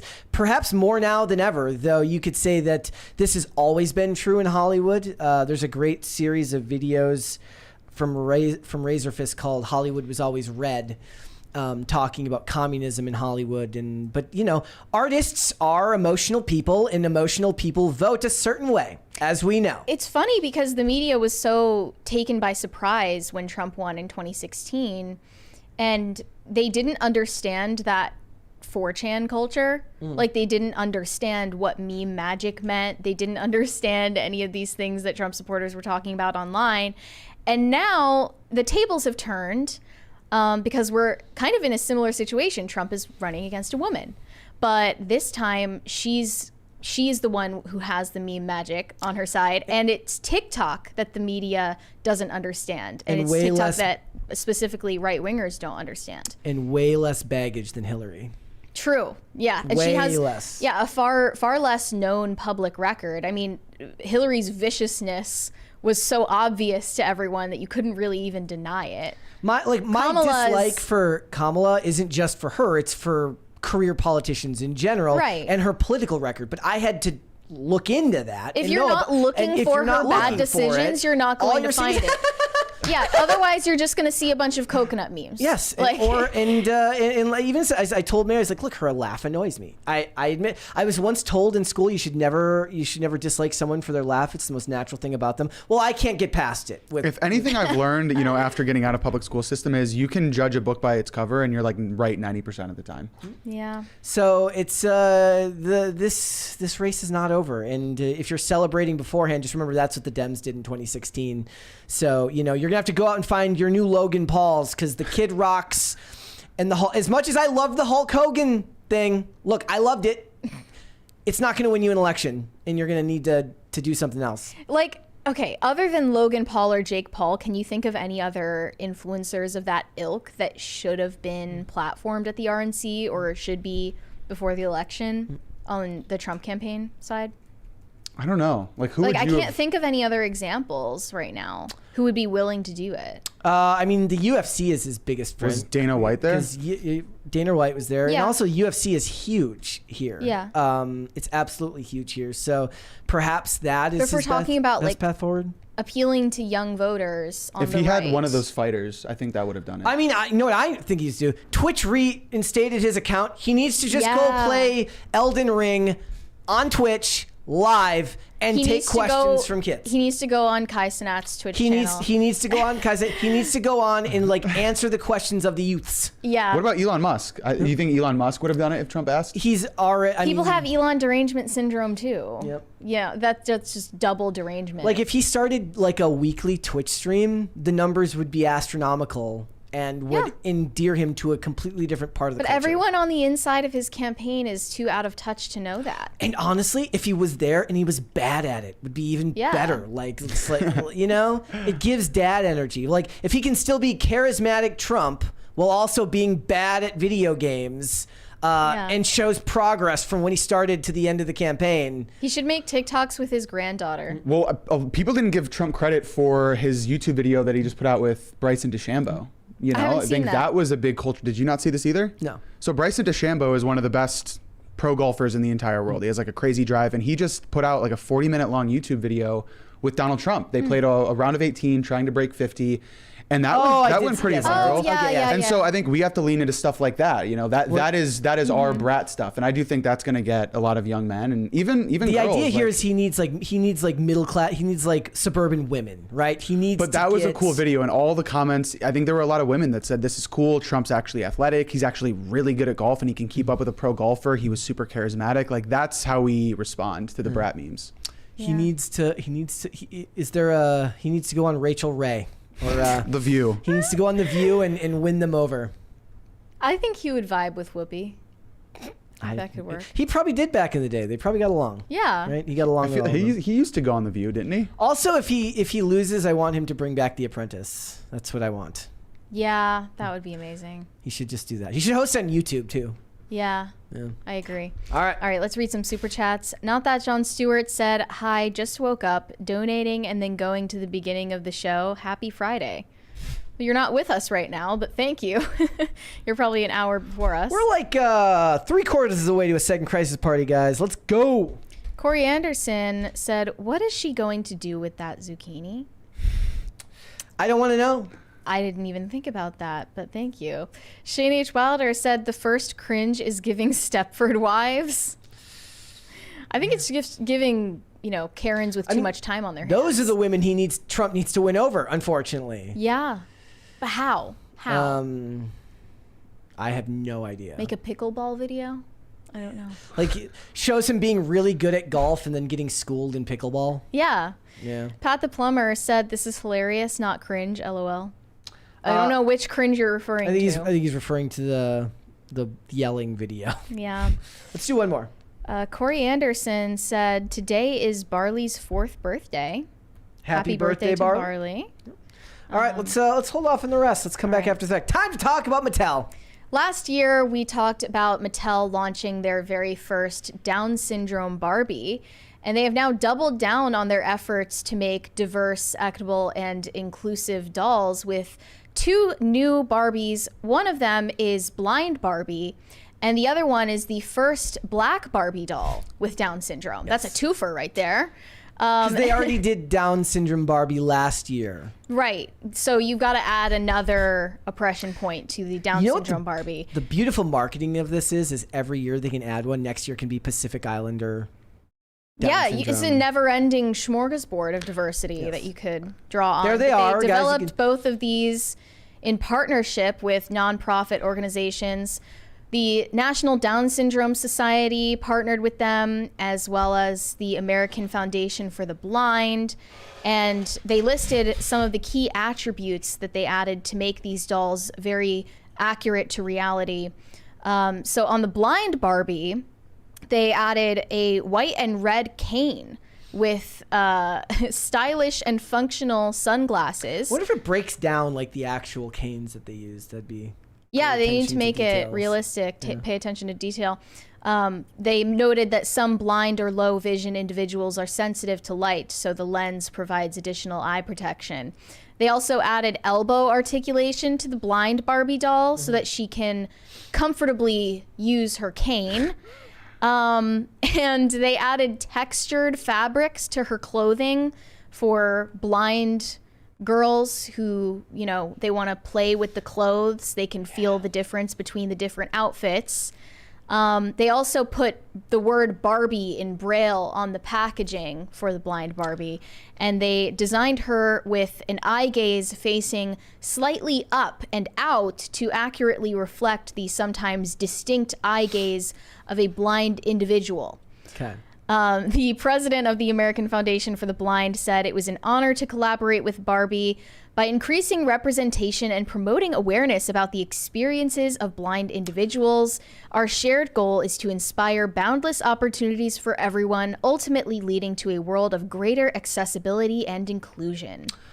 That's the most marketingist of marketing that's ever marketed before. So I don't like that explanation, but I actually think this is great. I think that I'm not a clinical psychologist or anything, but the way that young girls play with things is a lot different than young boys. They like to be the subject, right? Like they actually do like to be represented. Whereas men, we can pick up a little knight that doesn't look like them, and they're like, that's totally me. This has been something that they've talked about a lot, about how boys imagine themselves not being Batman, but just as Batman. Right. Not themselves being Batman. Does that make sense? Right. And yes. We got a 20 different. real quick from Luscious Lucian. He said, "The only actress that would make Deadpool and Wolverine better is Sydney Sweeney wearing a sexy Deadpool outfit. Just saying, then the movie would have been 10 out of 10. Well, you were saying you were hoping it was Blake Lively. Yeah, I wanted. Costume. Well, it was Blake Lively, but they don't actually take the mask off. Oh, okay. So it would have been great if they would have taken the mask off, because she's married to Ryan Reynolds. Right. They made Gossip Girl references. But anyways, boys just imagine playing with Batman, and girls imagine themselves as the doll itself. Right.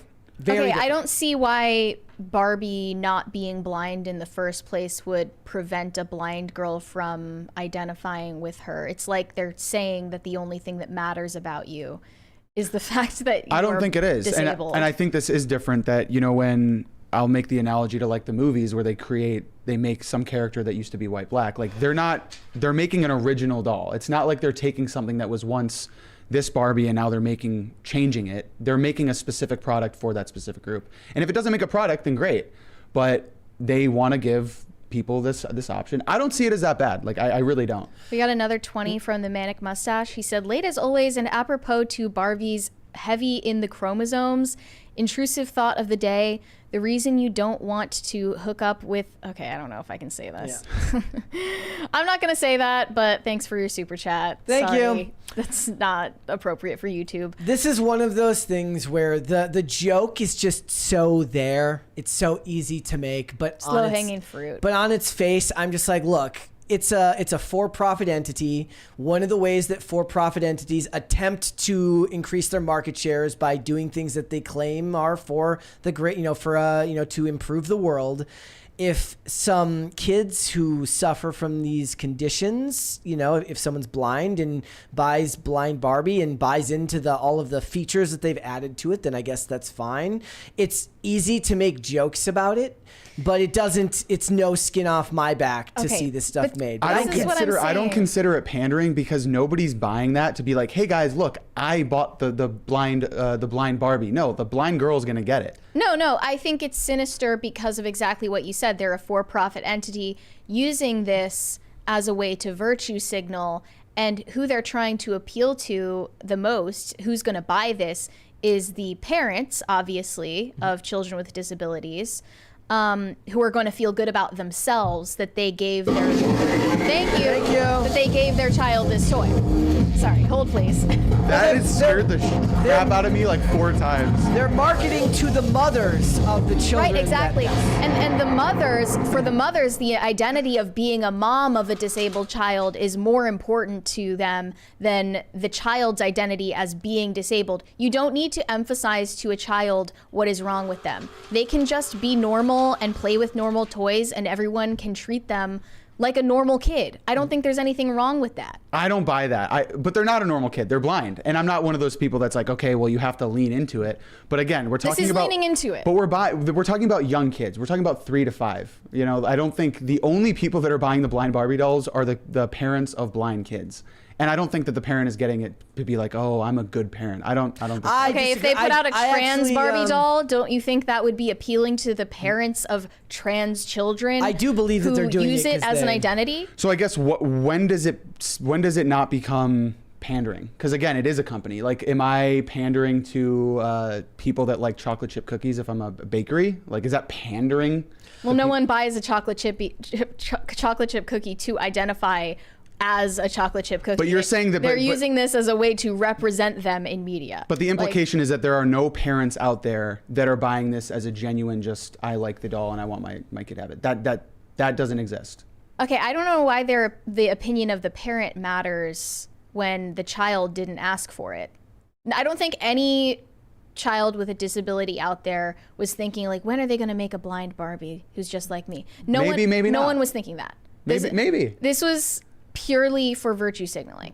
That's how I see it. Probably like tax implications here too, and partnerships that are beneficial to them. Oh, of course. Yeah. It doesn't just mean like Mattel is trying to reach out to marginalized communities.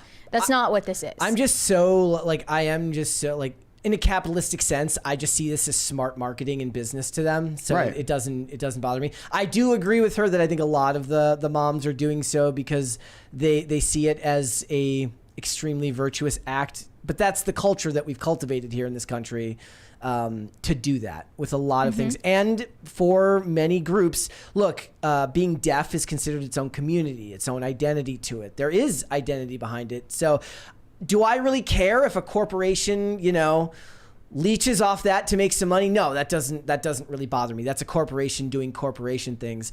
It's easy to make the joke, but whatever. Like the better question would be if you gave the girl both Barbies, would they know the difference or even care?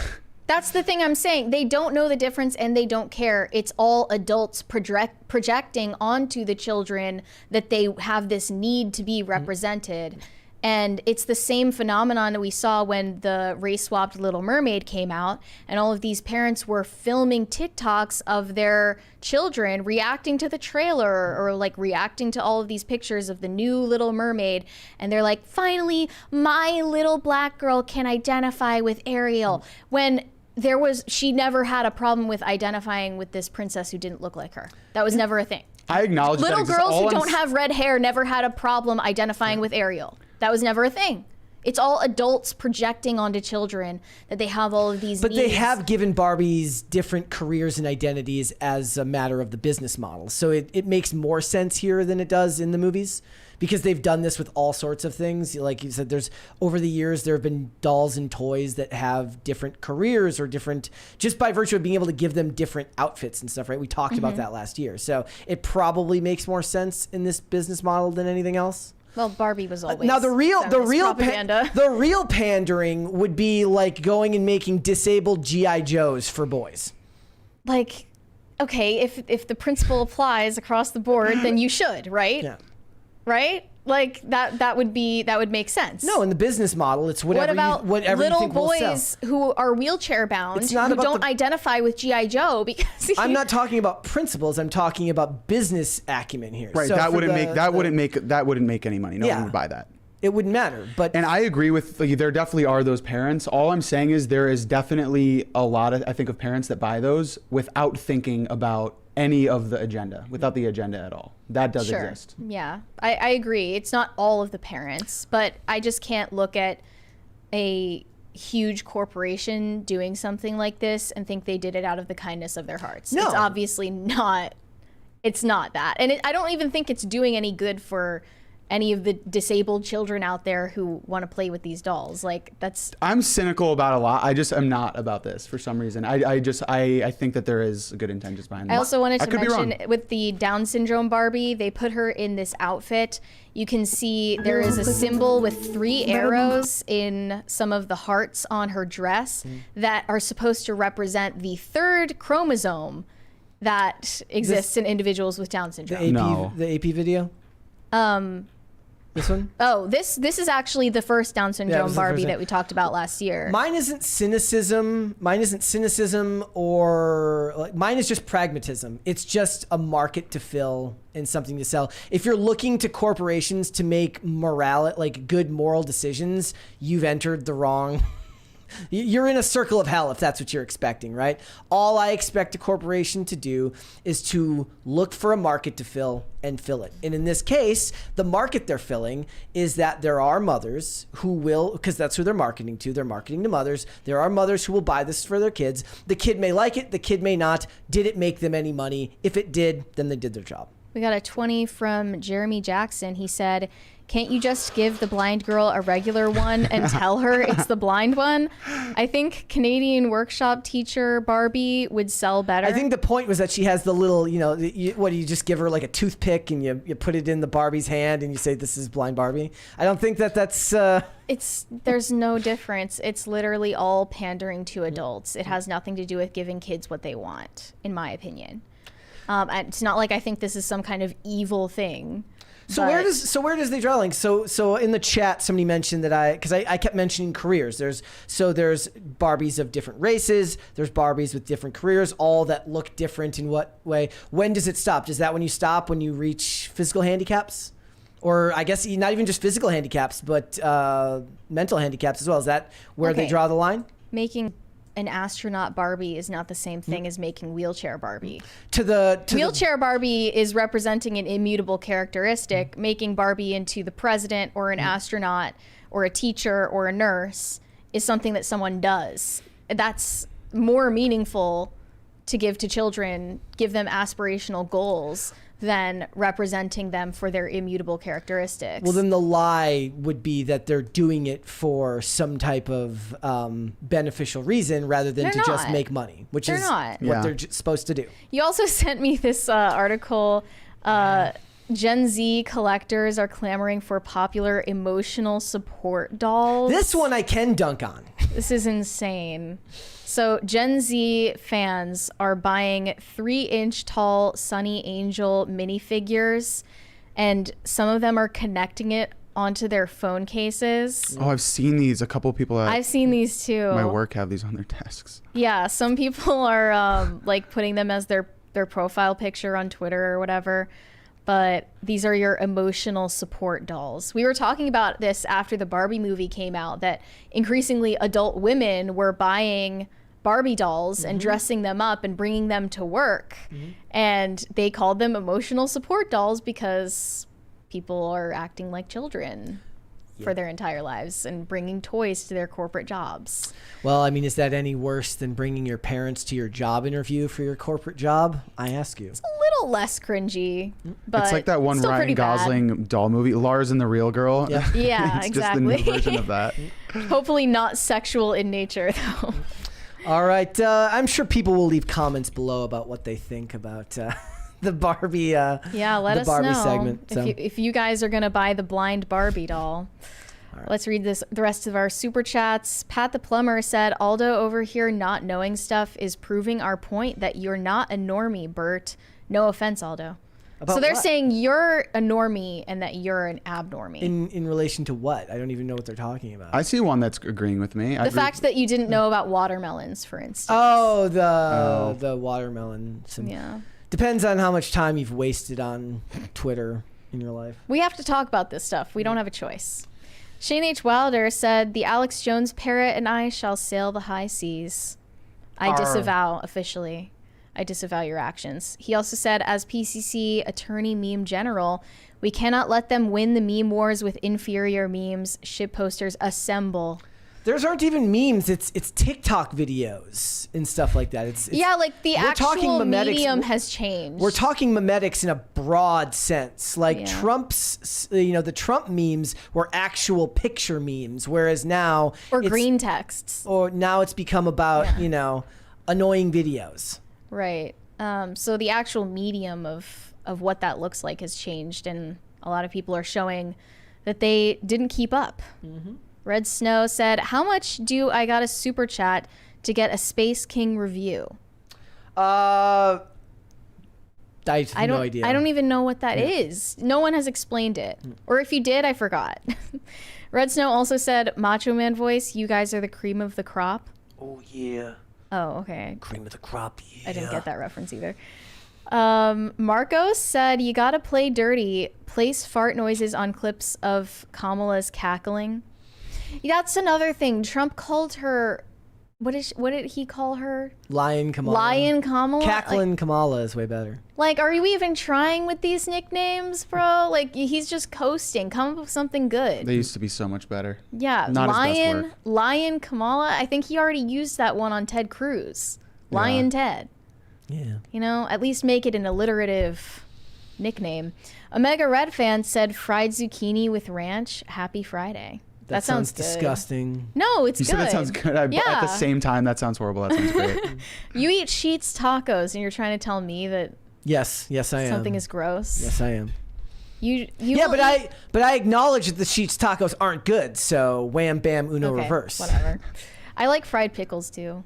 Oh, those are Really good. good. I've never had fried pickles, but I see Pride them on, pickles? Pride Fried pickles. pickles. Pride pickles. I've never. I see them on like just about every menu now, though. Like I never used to Because see they're good. those. Not that John Stewart said, are we sure that wasn't Steven Crowder in the second Cringe video? He does have a propensity to wear wigs and put in low effort drag cosplay. He's cross-dressed before. He could definitely do a parody of it. Shane H. Wilder said, the Down syndrome Barbie is black. Sounds racist. They have already done white Down syndrome Barbie before. Next year, they're going to do Asian Down syndrome Barbie. The list just never ends. There are so many combinations. The Manic Mustache said, sorry, just trying to support the show. Thank you. What do you have to be sorry about? Oh, the inappropriate super chat? Well, I'm just not going to read it, but I appreciate your super chat. The Rumbling said, if they just put Braille on all Barbie boxes, then I would give Mattel credit, but not also making a blind Barbie, which makes no sense. Right, so if they were trying to help little blind girls engage with their brand, wouldn't they put Braille on all of their packaging? That's a good point. That's not what they're doing. It's for, winning awards, getting ESG credit, things like this. Brewmaster Monk said someone should remake the Lara Croft doll scene from Grandma's Boy and replace it with the blind Barbie. No one would see it coming. That's clever. And then Red Snow said, Dog, I told you it's a YouTube Warhammer parody. Well, how would we review that then? I don't understand. Okay, I wasn't as close as I thought. This is who I thought the guy looked like. And so this is the guy. Like sometimes like you imagine somebody looks different than they do. This guy's got a bigger face than that one. So here's that person. Wait, what? I was trying to think of who I thought it looked like. Is that looks like George Santos? Yeah, and then I saw, but it's like this guy, but he's got a thinner face than that. It's the hair. But I see it. Yeah. I see where you were going. It's in the it's in the eyes. I think. It's the crazy eyes. Yeah. Yeah. Shane H. Wilder said fried pickles and fried green tomatoes for the win. I love that. Does sound good. No, you don't even eat tomatoes, do you? No, I'm now a tomato fan. You're a tomato fan? Were you one of those guys that like hated tomatoes? Are you a tomato girl? Yes. I was never a tomato fan growing up, but so what happened was I went to there's a new taco place over here. And they're really, I don't know if it's just they're like more fresh than any other place that has them, right? The actual tomatoes that are on there, but the tomatoes on their tacos are really, really good. So now I am pro tomato. Not liking tomatoes as an adult is really cringy. Being a picky eater in general, I will never understand. I am still a very picky eater. Like, that's okay. I have certain lines I won't cross, but tomatoes not one of them. The chat is continuously talking about the various Barbies that they should be making, none of which will ever happen. Can you shout up some of them? They said morbidly obese Barbie. I saw morbidly obese Barbie on there. They've done plus size Barbies, just not morbidly obese ones. Yeah. So maybe we need bed bound 600-pound life Barbie. That would be good. They could do that. Any other ones stand out to you? Would that be, you know how there's, what is it, hag maxing? I just saw somebody reference it down at the bottom. Would that be, oh, yeah, there it is. Hog maxing. That's what you could call it. What is that? 600, maybe my 600-pound life Barbie would be hog maxing. Yikes. Shane H. Wilder said, my Sunday Catholic Friends post is going to be over finding joy in silence given all the din and things we use to occupy our time. Yeah, that's definitely something I could benefit from, but I always feel like I have to remain very engaged with what's going on in the world because of what we do. Yeah, so like I've said multiple times, I've taken periods of time recently and deleted X off my phone and try to just look at intervals throughout the day to try and get stories, but it doesn't work, not in the same way. You kind of have to be continuously looking for stuff. You do. And the side effect of that is then you get, what was the post? We were talking about some post that was annoying earlier about how the two-party system is destroying other countries, and it's got nothing to do with my job. No, there was some like non-American posting something that said like America's two-party system is literally killing us and the rest of the world, and it's like, what do you expect me to do about that as an American? And there were people, probably they're all like 15-year-olds on Twitter telling each other to do things, but there were people saying like, you should just overthrow the government. Like, why haven't you done that yet? You have 5,000 followers, like just organize. You have guns in America, do it. Like, that's also Fed posting, so don't listen to those people. Like, all of that is very like, I end up in those threads, and that does nothing for my job and just makes my life more miserable. So, you know, the hard part is you have to learn to find a way to take time away but still stay informed. There was like a point last week where I was wrong about, what was it? I was wrong about Trump playing golf the next day, and if I would still been on X at the time, I would have read the, you know, the community note on that before it had ever gotten said on air. But because I was not, I saw it in passing and you got community noted in real life in my brain. Yeah. So it's the downside of the job. I'm seeing some other suggestions. Double Cannibal mastectomy Barbie. Please no. Bulimic Toxoplasmosis Barbie. Dollar menu Barbie. Single mom, 3 baby daddy Barbie. Furry Barbie is an immediate no. Bulimic Barbie. Yeah. Ah, yes. Paranoid schizophrenic Barbie. Now we're talking. Amish Barbie. That would be fun. No. I like that. But the Amish wouldn't be allowed to play with the Amish Barbie because she has a face. My point. It's a business, right? There's no market share for Amish Barbie. They must have the hijabi Barbies already, right? I'm sure that's got to be a thing already. You know, secretly Trump supporting conservative Barbie. Free Palestine Barbie, I'm sure, already exists. Okay. Mattel's latest doll, Hijab Barbie. This was back in 2017. Honestly, is that real? Yeah. I wouldn't be No. surprised if there was activist Barbie with their own little annoying signs that you can like write little messages on. Okay, this says this hijabi Barbie was inspired by Muslim Olympic fencer. I can't pronounce her name. It's presented as empowering for young girls. George Soros funded Barbie, and she just carries little signs. I'm sure they've already done like global warming activist Barbie, right? That's got to be a thing. There was so much like. Was there an ozone layer Barbie back in the 80s? Oh, the only thing I'm seeing is eco-activist Barbie dolls not made by Mattel invade their stores.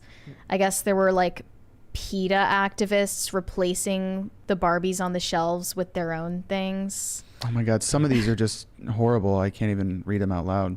Yeah. Shane H. Wilder said Mary might enjoy the post. It is more about balance. Yeah, I do need to find more of a balance with my content consumption. How do you ever catch yourself doing it and then find that it affects your mood? Does it ever make you like? Do you ever enter the world of the internet in a better mood than you left it? Like you're of course. Yeah. Every once in a while, you know those videos of men coming back from war and they see their kid for the first time and surprise them? Yeah. Those will like bring me to the brink of tears every time. Yeah, They're so I've cried at sweet. those I love before, those too. videos. Yeah, like the best thing about Twitter becoming like taken over by ad revenue is that there are a lot of accounts that just post like cat videos, and those Like end up on my heartwarming timeline. Like yeah, videos. because it just Yeah. gets a lot of engagement. But also you can't look at the replies to any viral post anymore because it's just porn and those Other viral videos. and like other viral videos, and no one actually talking about the subject at hand. What's the meme that keeps going around? It's like, welcome to X, a bigger account than yours will be stealing your content soon. Literally. Yeah. Weren't they just about to make another change to the platform that no one asked for after hiding the likes? Do you like that change? The hiding the likes? No, because I would go to like funny people's accounts and I would look at their likes to see funny things. Because if they're funny, they like funny things. Yeah. That's You know? Can you unhide them? Can you like make them public? They so. took your choice out of it. If you wanted to hide your likes before, you had the option. Pro-choice Mary. Yeah, I'm pro-likes choice. Yeah, authoritarian Elon. He is kind of. He's just changing things that only benefit people with a lot of followers. So something that we talked about in the Man on the Street video yesterday was the censorship on platforms, and someone brought up the fact that Elon is still censoring information. I mean, do you find that there's a lot still censored on X? Yeah, absolutely. There are things that are flagged that shouldn't be flagged, and I think some accounts are marked safe from shadow banning, and they're marked safe from any like rule violations whatsoever. Like Andrew Tate is constantly posting the hard R N-word like all the time, and not just like, you know, saying it in quotes, but like actually calling people that word. And I'm not saying that I'm like against his ability to do that, but other people aren't allowed to do that on the same platform. They Right. get flagged for doing the same exact thing. There are people testing it right now where they'll just copy and paste anything Andrew Tate tweets and their account will get censored. But when Andrew Tate does it, he doesn't for some reason. And there's a lot of big accounts that, engagement farming. Like you can tell it's false information. It's whatever you want to call it. Or it's like they post a random video and they're like, what do you notice about this? Yes. And it's Like there's just no actual content to anything. It's not be promoting noticing. conversation. I think for the most part though, the community notes has been beneficial. I at first didn't think it was going to be good, but the community notes, I think it Sometimes, debunks a lot of stuff. They're normally accurate in my experience. Sometimes it's debunking a lie or misinformation. Sometimes it's just a way to clap back at someo's take. It was when somebody's like Sydney Sweeney's tits aren't that big, and says, yes, they are. Yeah, like Yeah. there's got to be some kind of threshold for how seriously we take this. Red Snow said, last I checked, you review things by watching and critiquing. Was it funny, engaging, interesting, production quality, etc.? Come on, Mary, this is your job. Okay, we don't review YouTube videos. To do that, We've never done that. perhaps if you'd like to see an example of that, you should check out our Deadpool and Wolverine review tomorrow at 11 a.m. Yeah, for now we're gonna stick to reviewing like actual TV shows and movies. So Rings of Power trailer came out today, guys. You'll have to go. I tweeted about it. I did that. It's like 2 hours long. Instead of doing what did you notice, I put thoughts ? Are we gonna review season 2 of Rings of Power? We'll see as we get closer, but when is it coming out? Here's the problem I have with this idea. I think it comes out in November. Okay. Look, The Acolyte was awful, but those episodes were just short. It was awesome. All of them were under an hour. It was fantastic. Not even, some of them were under 30 minutes. Yes. So if I got to watch 8 60-minute episodes meandering around Middle Earth, I don't know. And looking at Galadriel make weird faces. Yes. On the fake horse or whatever it is that they're doing. I never saw the Rings of Power. Don't bother. I mean, is are it you worth it? into Lord of the Rings? Oh, I love it. Then Okay, don't then you would watch it. hate it even You would hate more. it. Really? Okay. Apparently, they're coming out with a Lord of the Rings anime adaptation, Yeah. which Yeah. looks really cool, in my opinion. December, it comes out in theaters. Yeah. What do you guys think about that? Wait, it's like an animated version, or you're saying it's actually anime? It's an anime style, Oh, but the story is okay. going to remain the same. It's in a cool, like, Studio Ghibli kind of look. Yeah, it comes out in December in theaters. I mean, Is it the same story So I've been told. as the original? Oh. That's interesting. Like, I'll give it a chance. I'm excited but for it. I'm I just like it. worried because they've kind of, let loose. They're allowing people to use the licensing for anything now because the estate has gotten far enough away from Well, Tolkien. Warner Brothers own those rights for a while. I believe that movie's coming out through Warner Brothers, and they own the rights ever since the original. And they're making the Gollum movie, right? Yeah. Whoa, I didn't hear about this either. It's a Hunt for Gollum. It's based off of one Oh, paragraph. actually, no. I don't. That might be an Amazon thing. Somebody can fact check. I me. forget which don't remember studio was which- behind that, but someone made this like fan-made film that was like 45 minutes long about this. It was based on like literally one paragraph or 2 paragraphs in the book about the hunt for Gollum, and I don't know. I just feel like anything after the trilogy is going to be a disappointment. Yes. So it's very hard to live up to something like that. yeah. One of the it's really funny because I was watching I was going through Amazon last night to see which they always remove and then put back on some of the James Bond movies, and it's just really funny how that franchise, even the Daniel Craig ones, which got mixed reviews, but there's like mixed reviews with every run of James Bond. Every actor that's plays James Bond tends to have a couple that are good and a couple that are bad. But I think now with the way that, pop culture is now and the way Hollywood is now, we're going to start seeing the first runs of like either they learn their lesson and they don't make too many drastic changes to the character, or it goes the way of like what's happening to Lord of the Rings at Amazon. Will we see a black female James Bond in our lifetime? Not female. I do think that you could Probably see a black James Bond. in your lifetime. Yeah. Would that bother you? That almost happened. Look, I'm one of those. I'm not as bullish on race swaps as other people are, but I get the anger that it has for people. But to me, it tends to be more about the question is. Usually when it happens, then it can't go back the other direction. Like you're not gonna go to Idris Elba and then go back to a white character. So I hope they don't. I hope they leave it the way that it is. But I fully believe that they were gonna hire Regé-Jean Page, who was from Bridgerton, to play James Bond. And we reported that Aaron Taylor Johnson had been cast as James Bond. That has since been like debunked and not true. Really? So we're still waiting to see who the next James Bond will be. But given all of the social implications around the character, the fact that he's a womanizer, all of these things, I just hate this. Is it mainly that? It's that. I mean, toxic. much. It's toxic He is kind of the embodiment of toxic masculinity in a lot of ways. Yeah, the race swapping doesn't bother me as much either. I mean, I kind of have the same take as the Barbie doll stuff, where it's not bad in and of itself, but if you're gonna swap races at the expense of acting ability, that's when it becomes bad. And it's interesting. I asked Kevin Sorbo, who played Hercules, about this, and he wasn't that upset either. He was like, yeah, if Michael B. Jordan plays Hercules, I wouldn't bother me that much because he's a great actor. Yeah. So the issue is like when Denzel Washington became the Equalizer, or when Denzel Washington does Man on Fire, nobody cares. It's Denzel Washington. He's great. Right. He's an amazing actor. The problem is now the demand for great actors has outstripped the amount of great actors there are. The same is true for writers.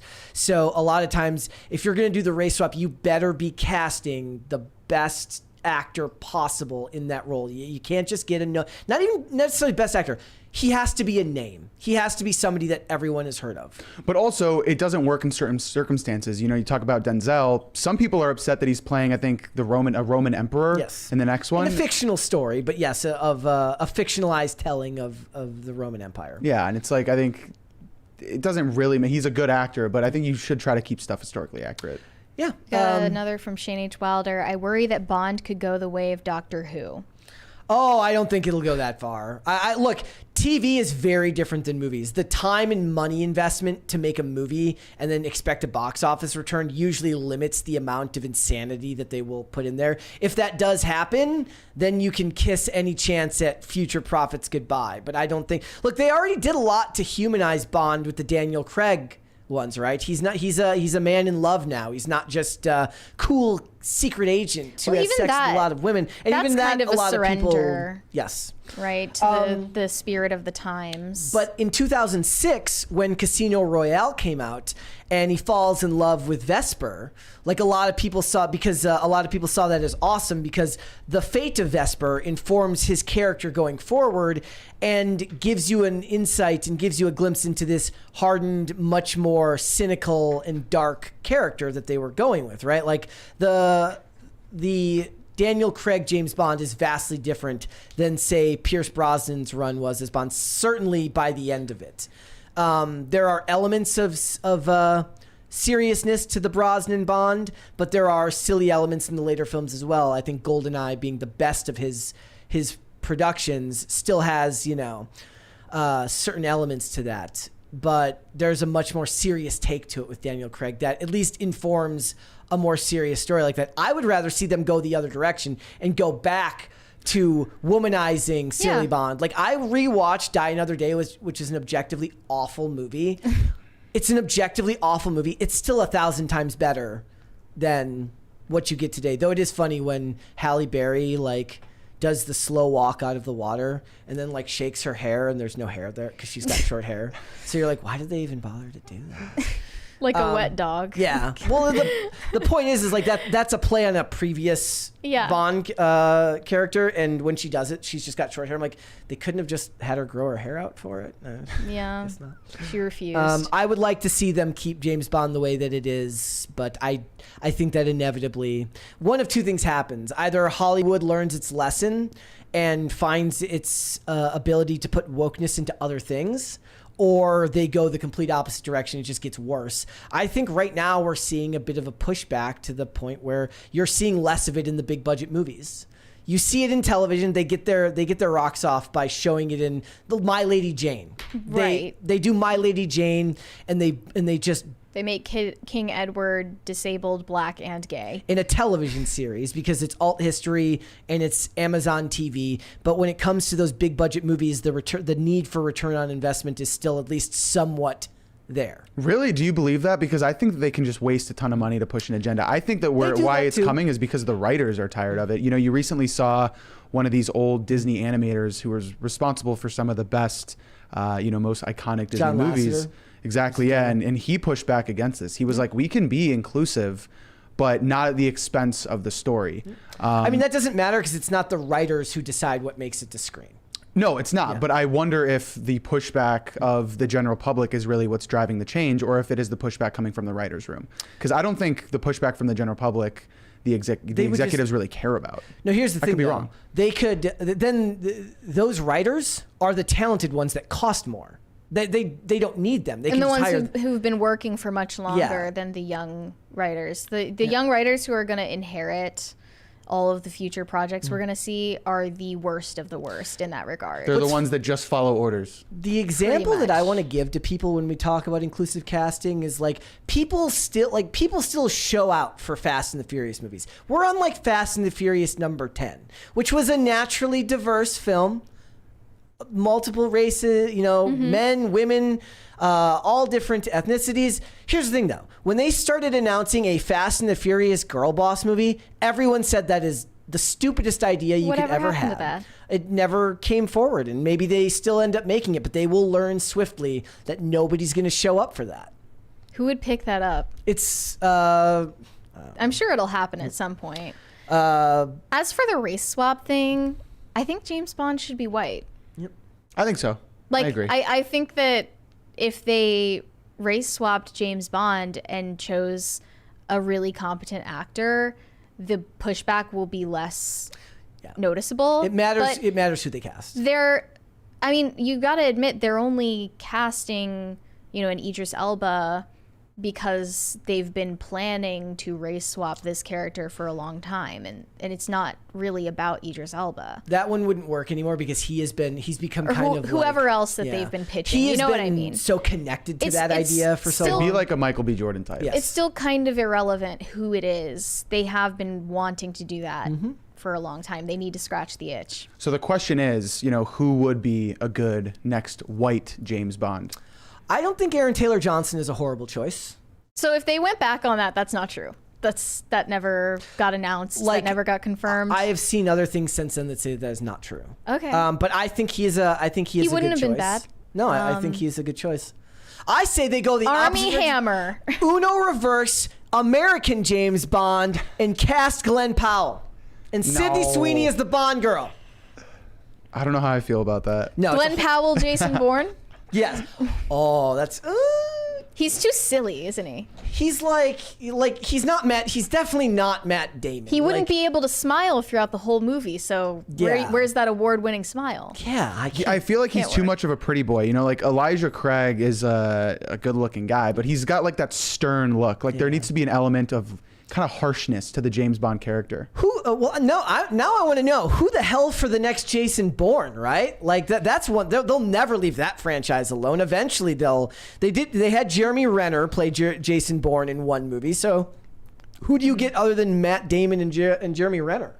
Yeah, Matt Damon is 53, so he could still do some. He could do like one more.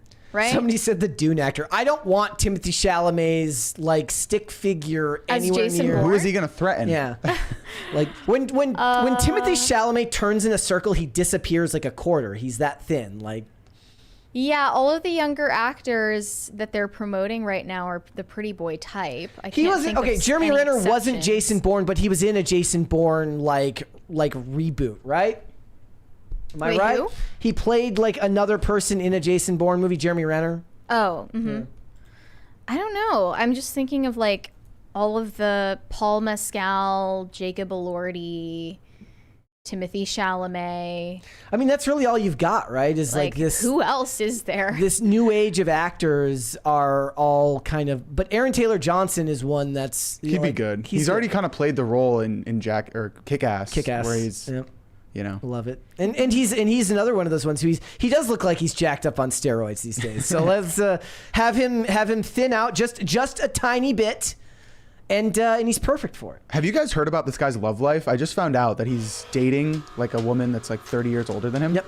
Yeah, we've talked about it. They have a really creepy origin story too. It was literally a casting couch situation. Yeah, I heard. Very weird. He probably has some screws loose because why is that a thing? Maybe Ansel Elgort could play Jason Bourne. It's too problematic. Is he too problematic? He didn't even do anything, right? Didn't they disprove that? I don't What was know he was if that accused of underage grooming? Yeah. Like, I thought that was like I thought that got like debunked or whatever. At this point now, it doesn't even matter because rumor is truth, and like just the whiff of the scandal is a problem. Robert Pattinson? Someone said Macaulay Culkin. You can't have Robert Pattinson do it. You just Why? can't. He's already Batman? Why not? No, he's too no. Jeremy Allen White. It's not because he's Batman. It's because he was in Twilight. That's How why. about Jeremy Allen White? No, his physiognomy doesn't match. He's really short. Well, okay. I didn't think about that was one of my they do short they do a short Wolverine variant in the movie that doesn't give away anything, but that talks about the fact that the character of Wolverine is actually really short. Jesse Plemons? No. No? No. But he has the similar Oh, Zac Efron? That's actually I don't think that's a bad suggestion at all. without the Juvederm bloat. Zac Efron as Bourne? Because he's beefy, he's got that stern look. I mean, I don't know how he got it, but there you go. I don't think that's bad. I like that. That's not a horrible casting idea. He'd have to like wow you with the audition, right? I never saw the Iron Claw, but Zac Efron. Whoever said that.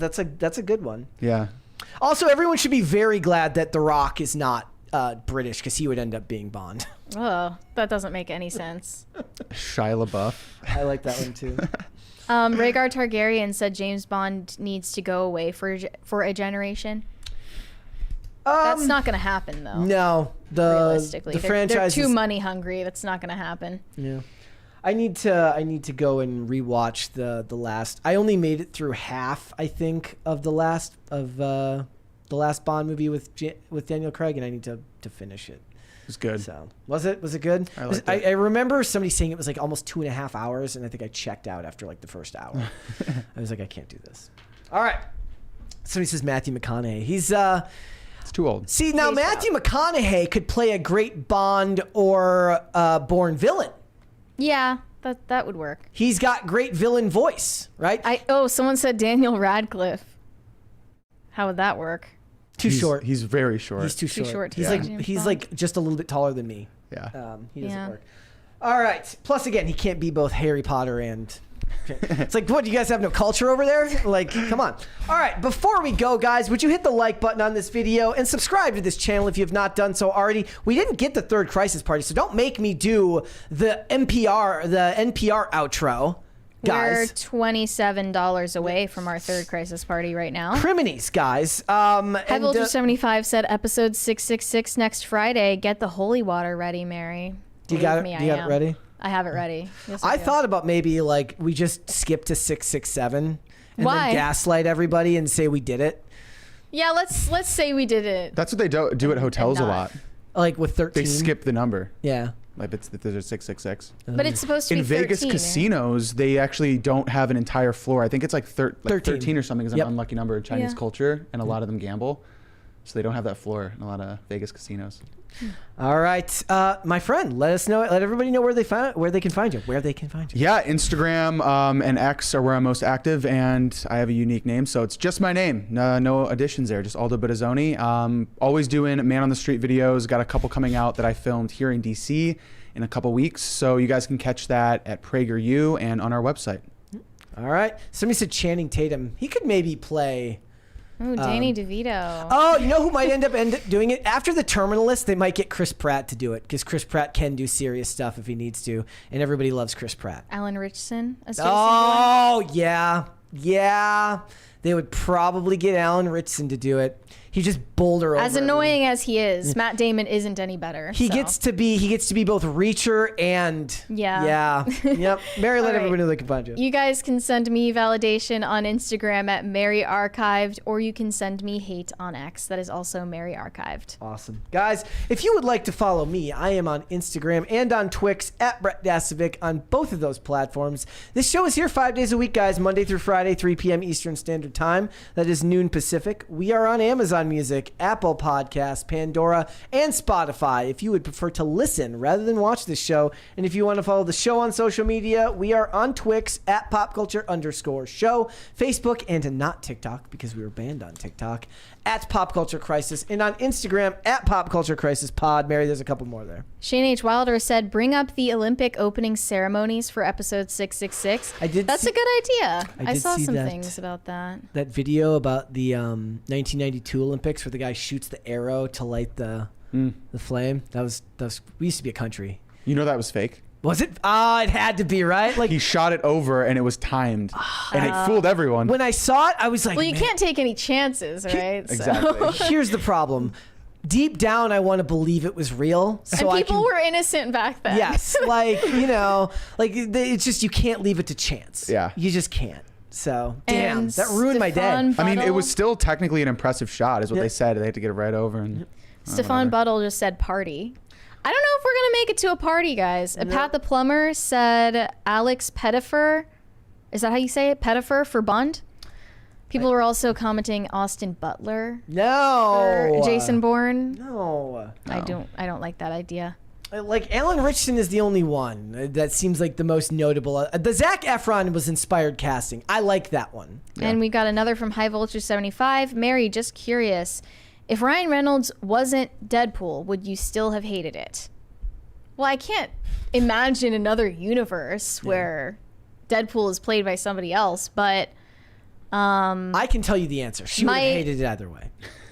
yeah, my distaste for Ryan Reynolds aside, I probably still would have hated it. Her critiques, which you can watch tomorrow on the video. I didn't even have critiques, to be honest. I was just sitting there like throwing popcorn at you like, boo! Basically. Oh, also, guys, again, our review tomorrow for Deadpool and Wolverine comes out at 11 a.m. Eastern, and I will be on the Salty Nerd podcast at 1 p.m. tomorrow. So, guys, go and stay tuned for that. You can check my Twitter if you're looking for a link. Otherwise, subscribe to their channel over there. We will be back with another episode on Monday. We'll see you then, guys. Bye. Bye, everyone. Oh, and a 20 Okay. right here from Gordon Shumway. He says, "Crisis Party, let's go?" Question mark. I don't know if that sets it through. Do you think? Yeah, it's, it will, but we need to do a post-credit party. Stay tuned, guys. Yeah. Post-credit scene will be available to you soon with a Crisis Party. Later, everyone. Bye.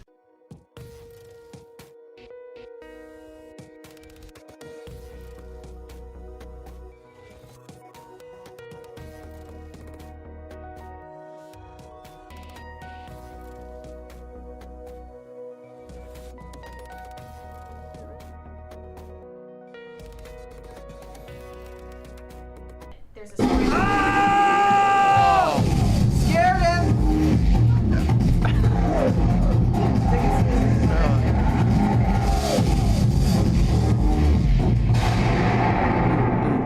Bye, everyone. See you Monday.